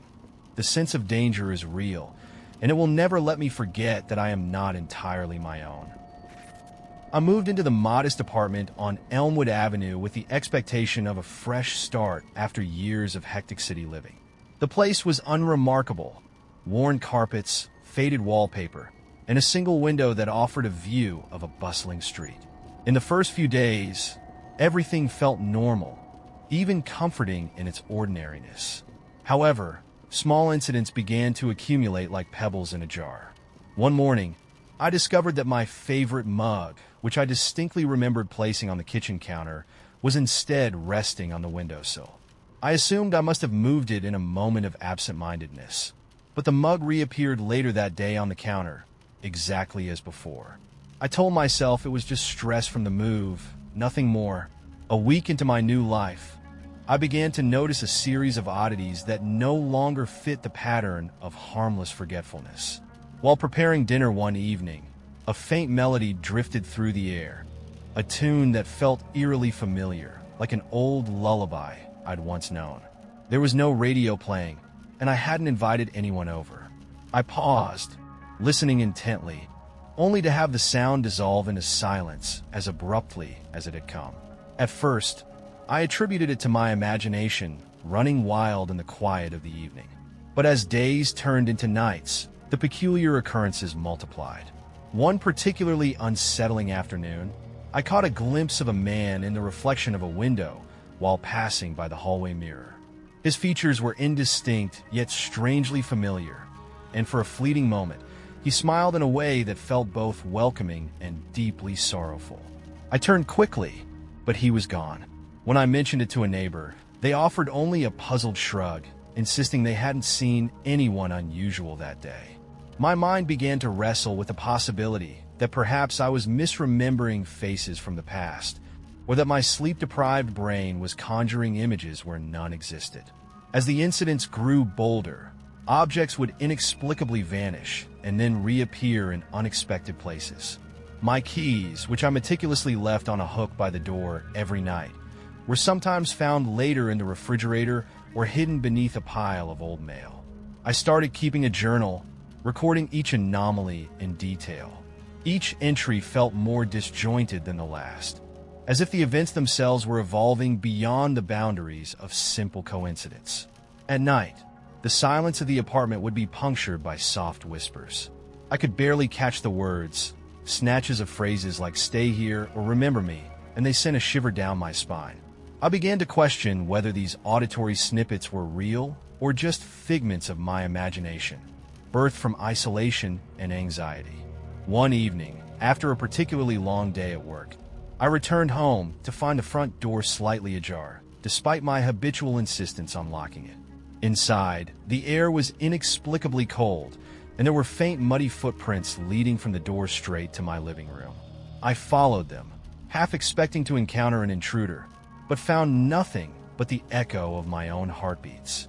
When I called the police, they examined the apartment and dismissed it as an open door left by a careless neighbor, offering no comfort or explanation.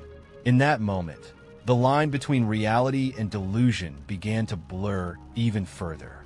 I attempted to piece together a rational narrative by questioning everyone I encountered. Friends said they'd never experienced anything like it. Even the building's longtime residents laughed off my concerns as stress-induced hallucinations.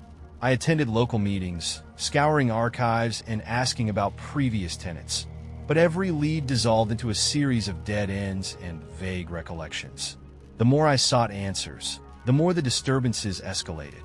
Shadows moved with uncanny speed, and on several nights, I distinctly heard footsteps pacing behind me as I lay in bed. I even started seeing people in the corridors, familiar faces from old dreams or forgotten memories, who would vanish the moment I attempted to greet them. Their eyes held a look of quiet despair that made me question if they were reaching out for help, or if they were merely echoes of something lost in time.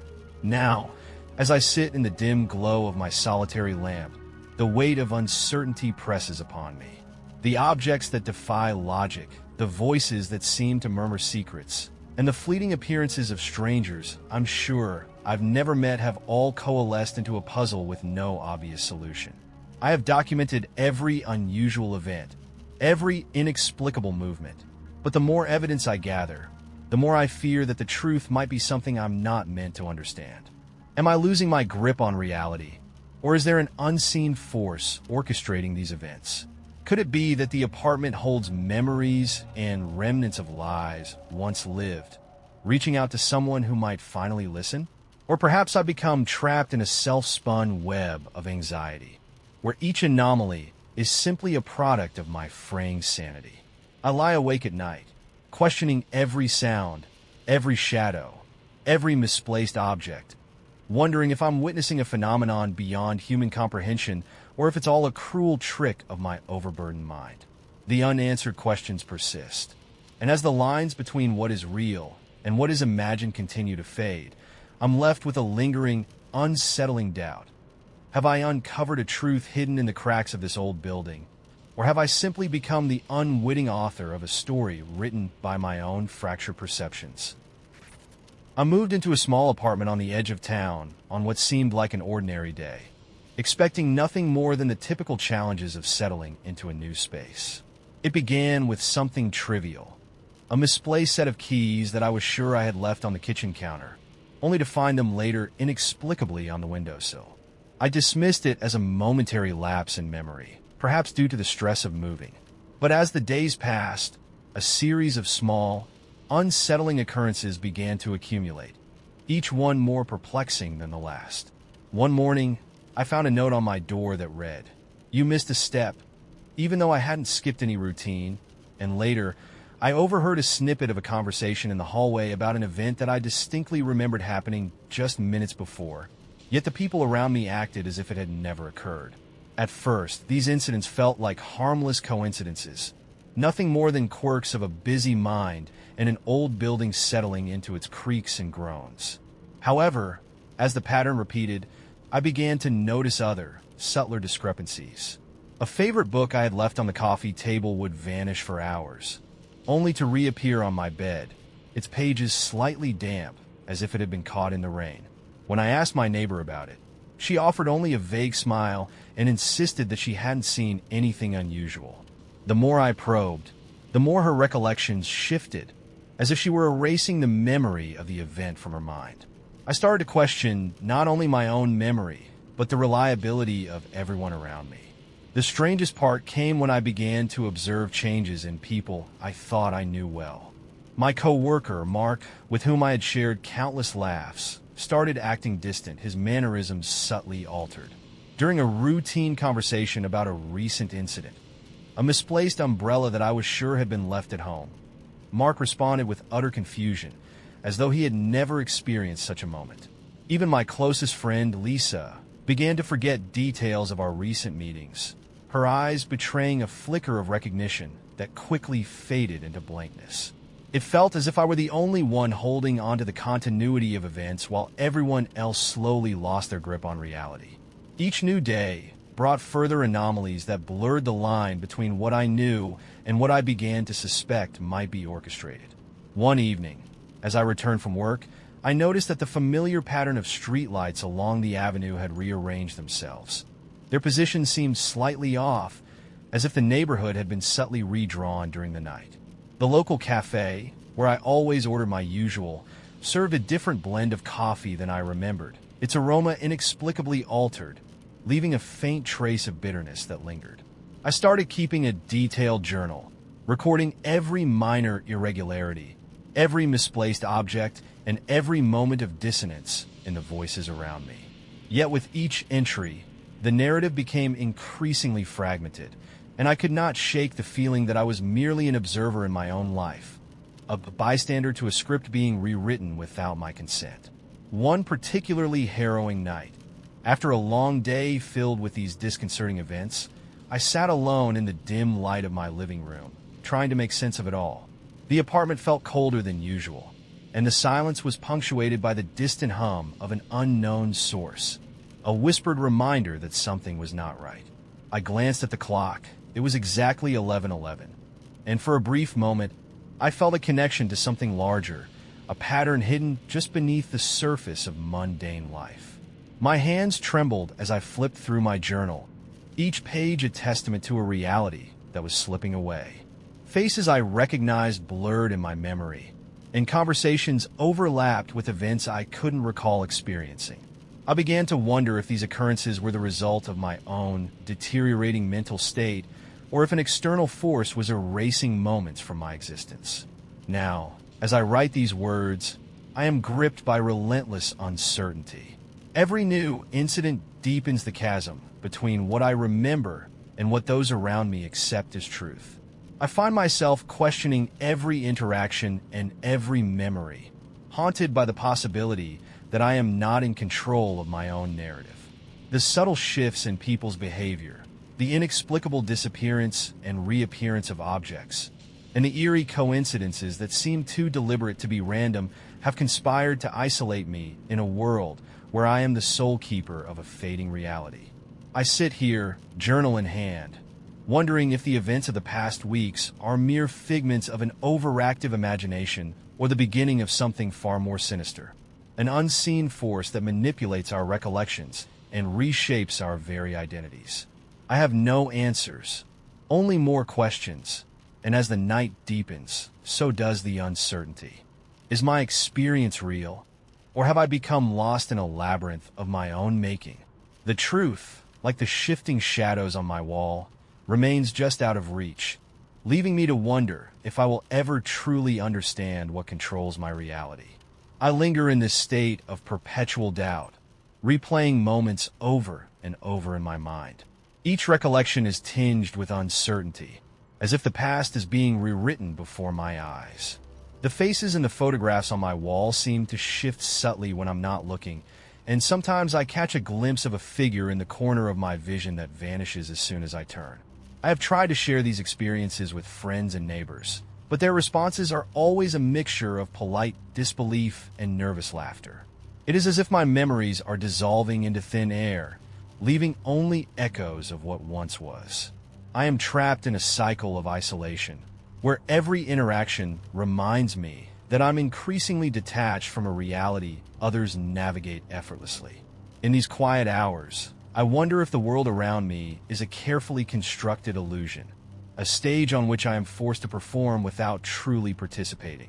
The more I seek understanding, the deeper the mystery becomes, until I question not only my existence but the very fabric of time and memory. I cannot help but wonder if a mechanism underlies these inexplicable shifts, a force or flaw in the universe that selectively erases and alters memories. Every day, as I wake to find that something familiar has changed, a quiet dread settles over me. I begin to question whether these events are orchestrated by an external hand manipulating our lives, or if I am the victim of a deep mental fracture. The line between objective reality and personal perception blurs with each passing moment, leaving me stranded on an island of uncertainty. In the silent moments before sleep, when the world feels most vulnerable, I stare into the darkness, hoping to glimpse some hidden truth, a pattern in the chaos that might offer an explanation. Yet the answers elude me, dissolving like mist in early morning light. And so, I remain, caught between two worlds, unsure whether to trust my own senses or accept that I have become a mere pawn in a game whose rules are beyond my understanding. As these words fill the pages of my journal, I feel an unsettling mix of desperation and resignation. Every sentence is a plea for clarity in a world that grows increasingly enigmatic.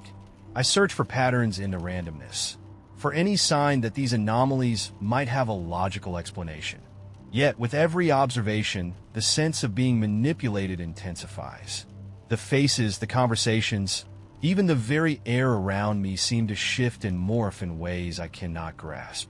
It is as if reality itself is mutable, subject to forces beyond comprehension. I am left with a haunting question that reverberates in the silence of the night.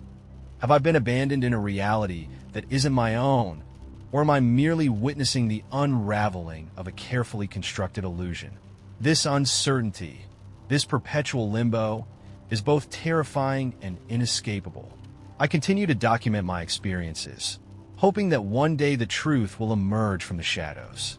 Until then, I navigate a labyrinth of memory and perception, ever wary of the day when everything I know might vanish without a trace. It began on an ordinary Tuesday.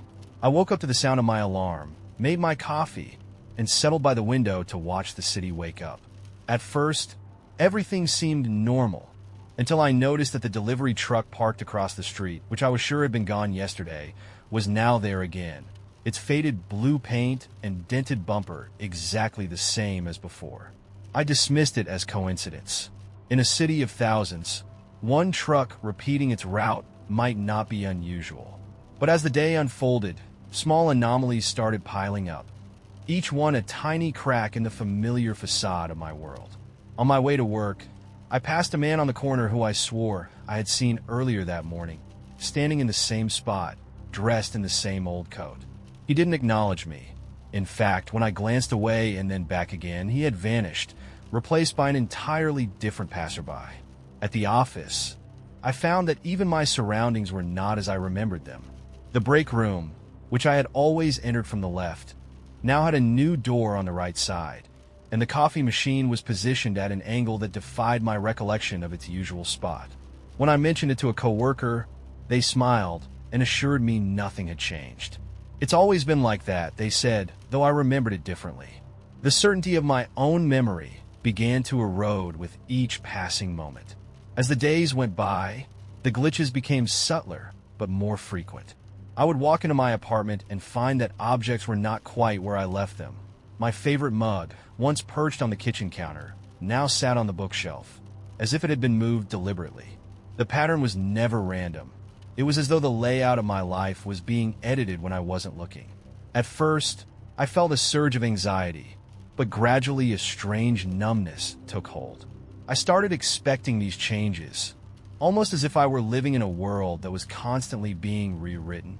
Sometimes the changes were not physical at all.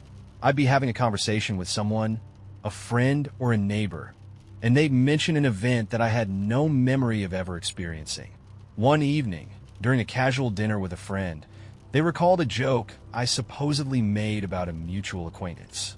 I was certain I had never uttered those words, yet their tone was sincere, as if it were a shared memory. I began to question whether I was simply misremembering things, but the consistency of these occurrences made it impossible to ignore. There was a palpable sense of repetition, like I was stuck in a loop where every detail of reality was subject to subtle, inexplicable edits. I started documenting everything, every misplaced object, every altered conversation, every déjà vu moment was scribbled in a worn notebook. I noticed that the glitches often occurred in sequences. Entering a room only to see its contents rearranged, stepping outside and finding the street signs pointing in a different direction than I remembered. One particularly eerie evening, I stepped into my living room after a long day at work. The room looked almost identical to how it had been that morning, except for one glaring difference. The bookshelf was now lined with photographs I didn't recognize. Faces stared back at me, people I'd never met, in scenes that appeared to be from moments I couldn't recall living. I felt an intense chill as the realization dawned that my own history might be subject to these unexplained revisions. At first, I tried to rationalize these experiences. Perhaps I was just tired, or my mind was playing tricks on me. But as the glitches grew more persistent, I could no longer trust my perceptions. My phone's clock would sometimes jump back a few minutes, and I'd receive messages that I was sure I had already read, as if time itself were recycling. The sense of repetition began to blur the line between what was real and what was not. I'd start a conversation only to find that a few hours later, a nearly identical conversation would occur, with small, disconcerting differences. Words swapped, expressions altered, emotions muted. Then came the moment that shook me to my core. One late night, after another day of subtle distortions, I was driving home along my usual route when I noticed something impossible. At a red light, I saw a figure on the sidewalk who looked exactly like me, dressed in the same clothes and with the same expression I had when I glanced in the rearview mirror minutes earlier. I slammed on the brakes, heart pounding, and stared at the figure. It did nothing, merely standing there, unmoving, as if waiting. When the light turned green and I cautiously resumed driving, the figure had disappeared. I couldn't shake the feeling that I had just encountered a duplicate, an echo of myself from a moment that shouldn't exist twice. Now, as I sit in my apartment, I find that the glitches have become a constant part of my existence. Every day, I wake with a lingering sense of déjà vu. Every object and every person seems to flicker in and out of a slightly altered state. I no longer know which version of reality is the real one. Friends insist that nothing has changed, that I'm overthinking minor coincidences, but I see the fractures in every familiar detail. The world around me is like a video game with a corrupted file. Moments replaying, details shifting imperceptibly, and I, somehow, am trapped within it. I've come to the unsettling realization that I may have become part of this glitch, that my life is now an endless loop of repeated days and altered memories. The normal reality I once knew has faded into a series of edited scenes that I cannot control or predict. Every time I reach out to grasp what is real, it slips away, replaced by a new, distorted version that leaves me more confused and isolated. I can no longer tell if I am merely observing these changes or if I, too, am being rewritten along with everything else. As I write these words, I understand with a sinking certainty that I may never return to the world I once knew. I've become intertwined with the glitch, a constant anomaly in a reality that refuses to remain stable. The familiar has become alien, and every day is a reminder that reality is not fixed but fluid, a never-ending cycle of edits and repetitions. I am left with the haunting thought that I am now part of a greater, inexplicable malfunction, a fragment of a broken system from which there is no escape. And in that realization, I wonder if anyone else is truly free, or if we are all, in our own way, lost in the glitch. I never expected a friendly encounter to turn into something so unnerving. It all started on a cool autumn afternoon while I was exploring the unfamiliar streets of a city I had just moved to for a new job. I was sitting at a small, tucked-away coffee shop, enjoying a latte and a moment of solitude, when a man approached my table with a warm smile. His name was Derek, or so he said, and he struck up a conversation with an ease that made me feel instantly at ease. He commented on the art on the walls, asked about my hometown, and even recommended a local bookshop that I hadn't noticed before. At first, his attentiveness and gentle manner made the encounter feel pleasant, a friendly interaction among strangers in a new city. Over the following days, I began noticing him in unexpected places. On my walk to the office one morning, I caught sight of him across the street, casually observing pedestrians with an expression that was both curious and unsettlingly familiar. I told myself that perhaps our paths were bound to cross in a small city where everyone frequented the same spots. Yet there was something in the way he watched me, a slight glint in his eyes and a subtle nod that made me question whether he was simply being friendly or something more. I brushed it off as coincidence, even as a persistent unease began to settle at the back of my mind. As the weeks passed, the encounters grew more frequent and disconcerting. I began to notice that Derek always seemed to appear at moments when I was most vulnerable. Late one evening after a long day at work, I was waiting for the bus in a nearly empty station when I saw him leaning against a pillar, his eyes fixed on me in a way that made my skin crawl. The next day, while grabbing a quick bite at a quiet diner, I overheard him speaking in hushed tones on his phone. I couldn't make out the conversation, but the tone was intense and left me feeling exposed and unnerved. It wasn't just that he was always there. It was what he said. During our occasional interactions, he mentioned details about my day that I hadn't shared, a change in my commute, a new restaurant I'd tried, even the route I took home that very evening. I distinctly remembered altering my route on a whim that morning. Yet he commented as if he'd been observing it all along. A chill ran down my spine, and I began to wonder how much he truly knew about me. I started documenting these incidents, desperate to find a logical explanation. I reviewed nearby security cameras, scoured social media for any trace of public information about me, and even asked a few acquaintances if they had noticed Derek around. Everyone insisted that he was just a friendly local, a charming, albeit overly curious, presence in the neighborhood. But the details didn't add up. How could someone casually know when I decided to switch my usual path, or note subtle changes in my routine that I'd never mentioned out loud? And why did he always seem to appear right when I was alone, in moments when I least expected to be observed? The more I tried to rationalize the situation, the more it felt like my life was being intruded upon. I began to see him in reflective surfaces, windows, mirrors, even puddles on the sidewalk. And each time, his eyes met mine with a familiarity that was deeply unsettling.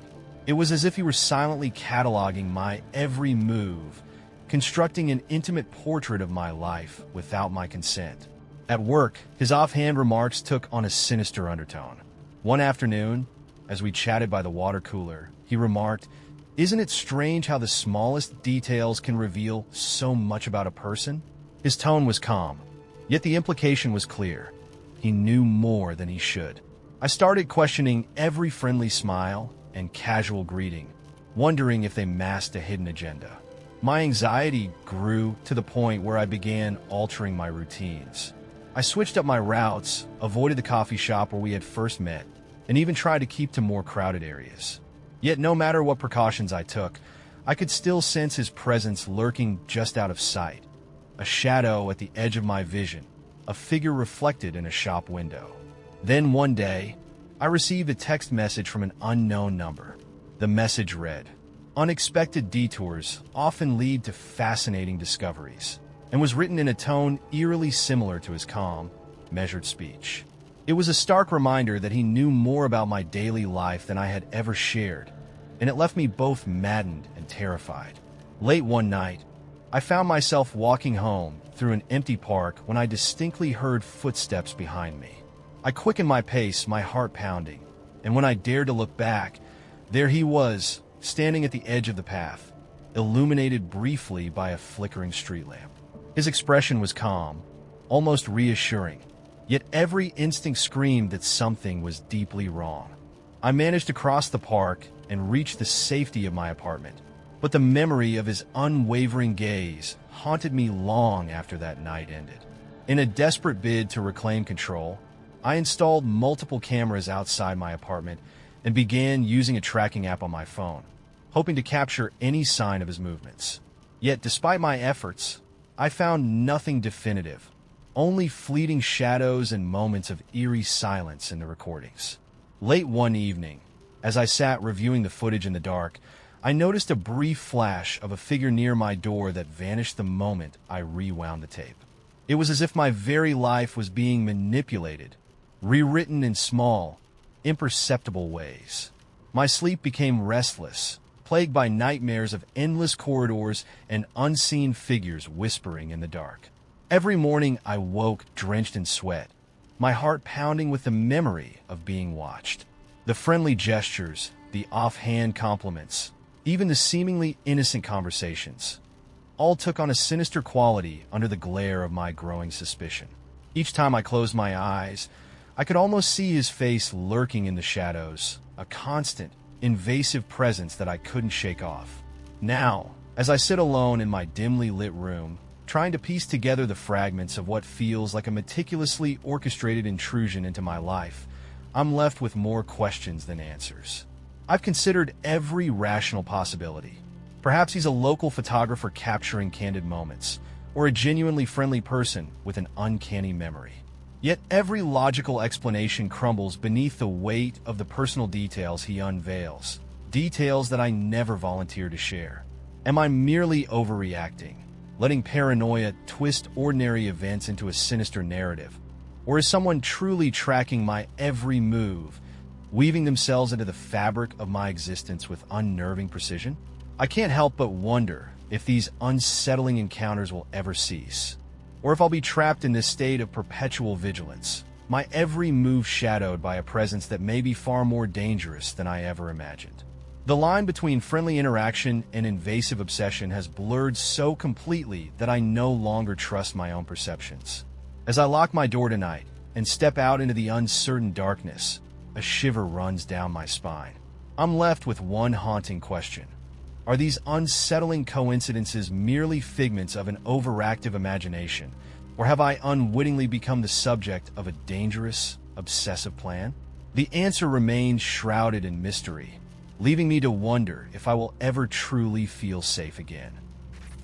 I've debated sharing this story for a long time, because every time I talk about it, I get that same sick feeling in my stomach, the same feeling I had when it happened. It was real.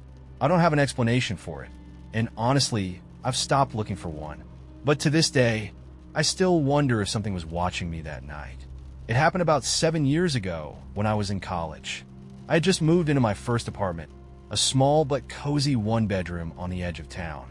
It wasn't much, but it was mine, and after years of sharing a dorm with roommates, I finally had my own space. The apartment itself wasn't creepy, just a little old, with outdated fixtures and a noisy fridge that hummed through the night. The building was mostly empty except for a few other tenants, but I liked the quiet. At the time, I was working a part-time job at a bookstore, and my shifts usually ended around 10 p.m. It was a 20-minute walk home, but I never minded. If anything, I enjoyed the solitude of walking through the nearly empty streets. My route took me past a small park, one of those little patches of green in the middle of a city, mostly just a few benches, some trees, and a rusted old playground. At night, it was eerily still, but I never gave it much thought. One night, I was walking home like usual, earbuds in, zoning out to my music. When I reached the park, I glanced up and noticed something unusual. A man was sitting alone on one of the benches. He was hunched over slightly, his hands clasped together, staring at the ground. It wasn't that weird, just a guy sitting in the park, but something about him made me pause. He wasn't smoking, he wasn't looking at his phone, he wasn't waiting for anyone. He was just sitting there completely still.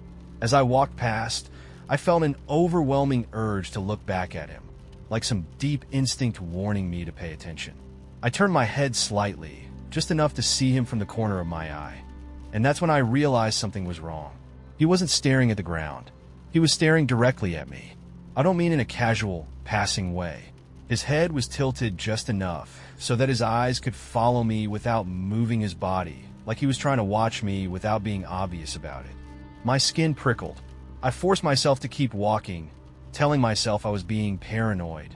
But as I reached the other side of the park, I couldn't shake the feeling that he was still watching me. Then I heard it. Footsteps. They were faint at first, barely more than a whisper against the pavement, but they matched my pace exactly. I didn't turn around. I told myself it was just another late-night walker, someone else heading home. But I knew. I knew it was him. My apartment was only a few blocks away, and I told myself that if I could just get inside, I'd be fine. I picked up my pace slightly, not enough to make it obvious that I was running, but enough that my heart was pounding. The footsteps quickened too. I was almost at my building when I made a split-second decision. Instead of going to the front door, I cut down the alley beside the building. It was a risk, but I knew there was a side entrance that led to the stairwell. If he was following me, I wanted to be sure. As soon as I turned into the alley, I pressed myself against the wall, hiding in the shadows. My breath was shallow, my heart hammering in my chest. I waited, and then he appeared. He stopped at the entrance of the alley, just a few feet from where I was hidden.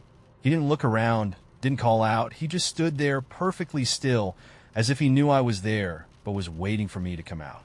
I could see him clearly now. He was tall, wearing dark clothes, but there was something else, something off. His posture was unnatural, too stiff, like he wasn't used to moving like a normal person. And then, as I watched, he did something that still haunts me. He smiled. It wasn't a friendly smile. It was slow, deliberate, and somehow wrong. Like he was enjoying this. Like he knew I had nowhere to go. I don't know how long we stood there. Maybe seconds, maybe minutes. But then, without warning, he took one step forward. That's when I ran. I bolted out of the alley, straight to the front entrance of my building. I fumbled with my keys, my hands shaking so badly I could barely get the door open. As soon as I was inside, I locked it behind me and sprinted up the stairs to my apartment. I didn't turn on the lights. I just stood there in the darkness, listening. After what felt like an eternity, I gathered enough courage to peek out of the window. He was still there, standing in the same spot, staring up at my building. He stayed there for a long time. Then, just as suddenly as he had appeared, he turned and walked away, disappearing into the night. I didn't sleep that night. The next day, I told myself it was just some creep messing with me, but deep down, I knew it was more than that. I started changing my routine, taking different routes home, leaving work earlier when I could. For a while, nothing happened. I began to think that maybe I'd imagined the whole thing, that maybe it was just a coincidence. Then, 2 weeks later, I found something that shattered any illusion of safety. I was leaving my apartment one morning when I noticed a piece of paper tucked into my mailbox. There was no name, no address, just a single sentence written in neat, precise handwriting. You took a different way home last night. I moved out of that apartment a month later. I never saw him again, but I still think about him. I think about how he watched me, how he knew my routes, how he waited. Most of all, I think about that smile.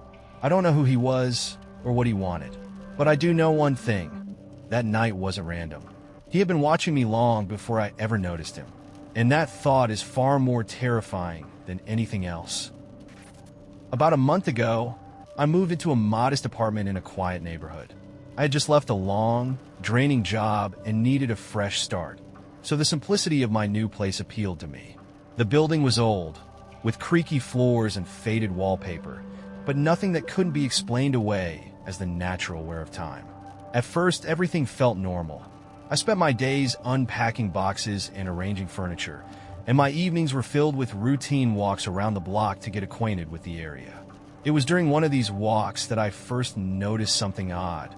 Every evening, just as the sun began to set, I'd see a man in a dark coat standing on the corner. He seemed to watch the street with a steady, unblinking gaze. At first, I assumed he was just another resident or perhaps a local who enjoyed the quiet solitude of twilight. But as days turned into weeks, the man's presence grew more pronounced. He never approached or acknowledged anyone. I even asked a few neighbors, but no one else seemed to have seen him. I dismissed it as a figment of my imagination, a stray detail in an otherwise ordinary life. One evening, after a particularly long day, I returned home and found the front door slightly ajar. I distinctly remembered locking it when I left, so I felt a twinge of alarm. I carefully stepped inside, my eyes scanning for signs of intrusion. Nothing seemed out of place, yet an oppressive feeling hung in the air. Over the next few days, I started noticing small inconsistencies. A book slightly moved from its usual spot, a window that seemed to be open when I was sure I had closed it. At first, I attributed these to absent-minded forgetfulness, but the frequency increased alarmingly. Determined to find a logical explanation, I set up a small camera in my living room. The following morning, I reviewed the footage with a mixture of excitement and dread. In the video, I noticed a shadow that flitted across the room, too swift to be my own. At first, I thought it was a trick of the light, but then I saw it again, right behind the bookcase. I enhanced the image, and although it was grainy, a vague outline of a figure became apparent. I printed the frame and took it to a friend who was a photographer, hoping he could shed some light on the anomaly. He dismissed it as a common lens flare or reflection, insisting that there was nothing inherently paranormal about the image. I started keeping a detailed journal of these occurrences, convinced that there had to be a rational explanation. I scoured local records, talked to longtime residents, and even visited the city archives to search for any historical incidents related to my apartment building. What I found was perplexing. A few decades ago, a similar building on the same street had been the site of several unexplained disappearances. The reports described shadowy figures and inexplicable movements, events that were ultimately chalked up to mass hysteria and overactive imaginations. I couldn't help but wonder if there was a connection, however tenuous. One chilly evening, as I was locking up my apartment, I caught a glimpse of that same man in the dark coat standing under a street lamp. This time, he was closer, almost as if he had been waiting for me. I hurried inside, bolting every door and window. That night, I awoke to the sound of muffled footsteps outside my door. My heart pounded as I listened to the irregular tapping. I called out, asking if someone needed help, but the only response was a long, echoing silence. When I mustered the courage to look through the peephole, there was nothing there, only the dark, empty corridor. The incidents grew increasingly bizarre. I began hearing soft whispers when I was alone, fragments of voices that sounded like echoes from another time. My attempts to record these voices only resulted in static, as if the sounds were purposely eluding capture. I even started noticing that objects in my apartment would vanish and reappear in inexplicable locations. One night, I found my keys on the kitchen table when I was sure I had left them on the counter. The more I searched for logical answers, the more it seemed that every piece of evidence pointed towards something beyond the realm of normalcy. Desperate for answers, I reached out to a local historian who specialized in urban legends and unexplained phenomena. He listened intently, his expression growing grave as I recounted every detail. He mentioned that there had been rumors in the area for years about a presence that haunted the streets, a figure seen at dusk who was believed to be connected to the old disappearances. But he offered no concrete evidence, only a suggestion that perhaps some mysteries were meant to remain unsolved.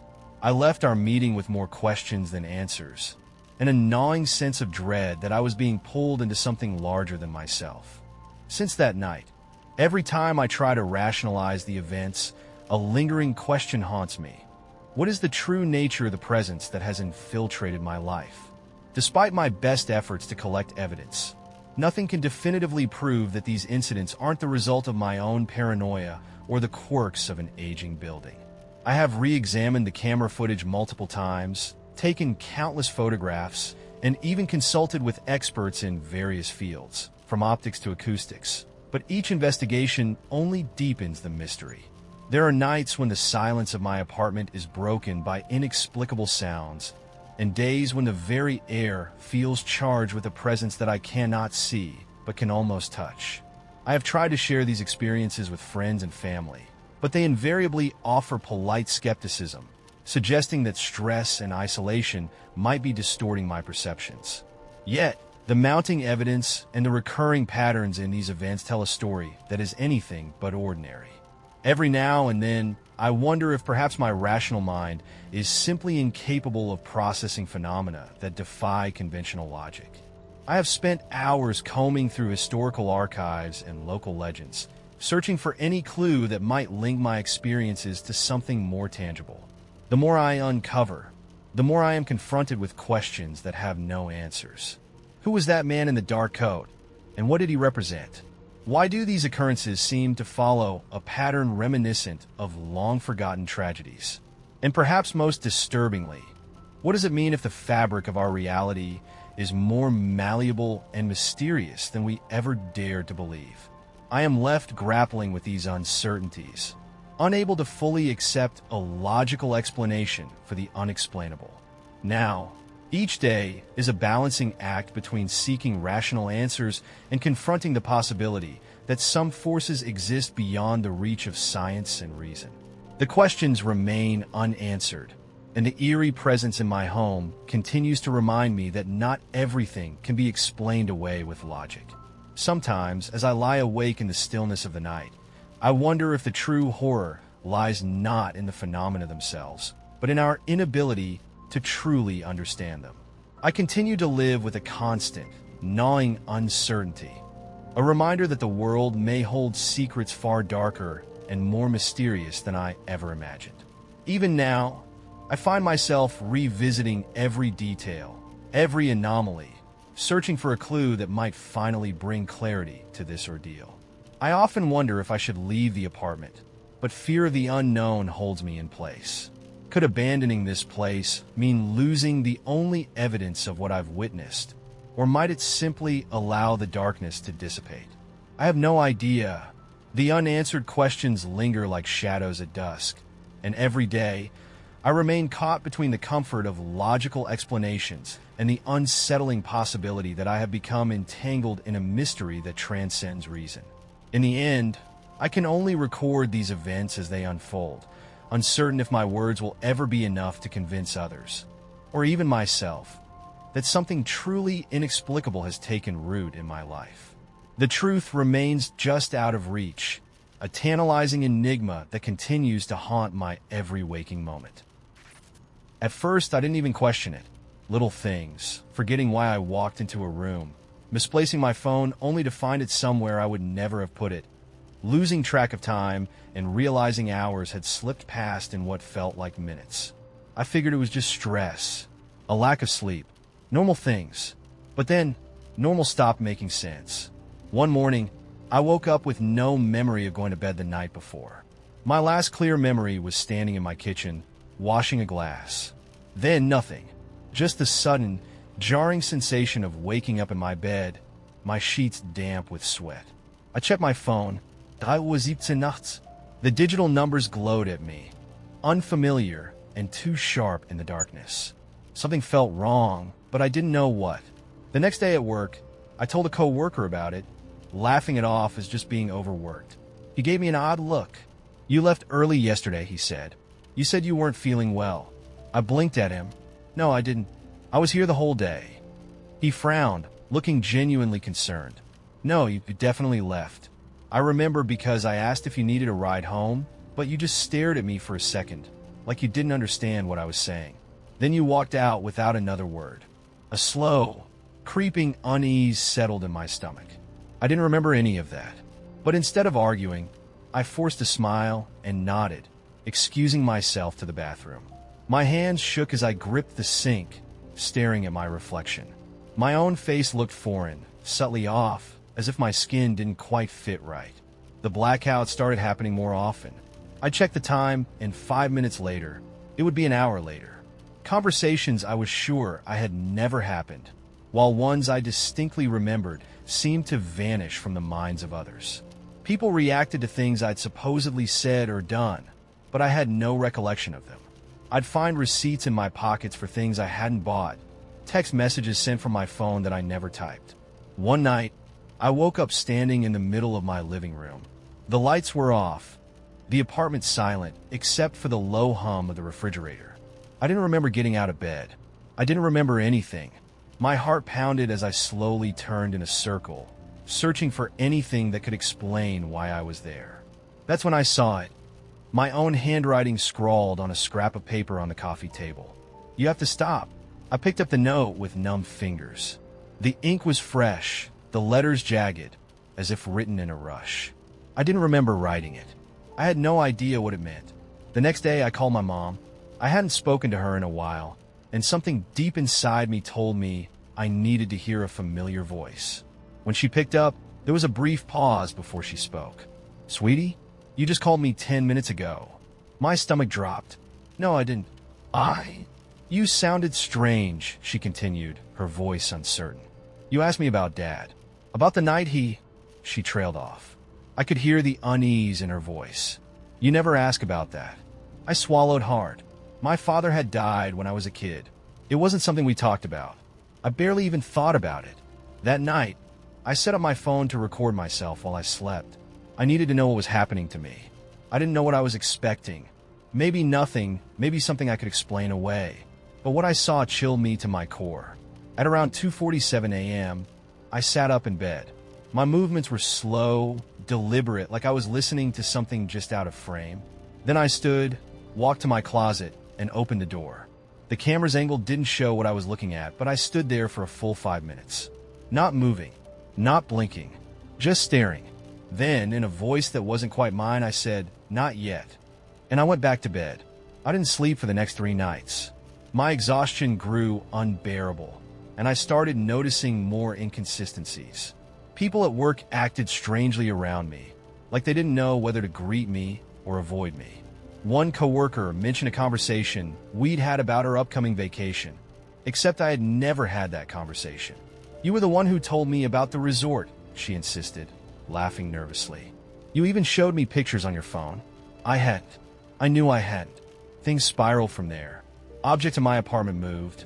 My reflection in the mirror lingered a second too long when I turned away. My own thoughts felt wrong. Sometimes I'd catch myself thinking something in a voice that wasn't quite my own. The final straw came when I found another note on my bedside table. This one wasn't in my handwriting. "Stop looking. Stop fighting. Let it happen." I don't know what it meant. I don't know who left it. But I packed a bag that night and left town. I didn't tell anyone where I was going. I needed distance. Time to clear my head, to feel like myself again. For a while, I thought it worked. The blackout stopped. My reflection returned to normal. No more strange encounters or misplaced memories. I convinced myself it had been stress, exhaustion, some kind of breakdown. But last night, I woke up to a notification on my phone. New recording saved. My hands trembled as I opened it. The video showed my hotel room, dark, silent. The timestamp read 3:14 a.m. And then slowly, I saw myself sit up in bed. I turned toward the camera. My face was expressionless, eyes empty. Then, in that same not quite mine voice, I whispered, "You can't run from yourself." The video ended. I don't know what's happening to me. I don't know what I am anymore. But I can feel it, whatever it is. I'm losing time again. I don't know who's writing this now. If it's really me, or if it's the other one. But I can feel them watching, and I don't think they're going to let me go.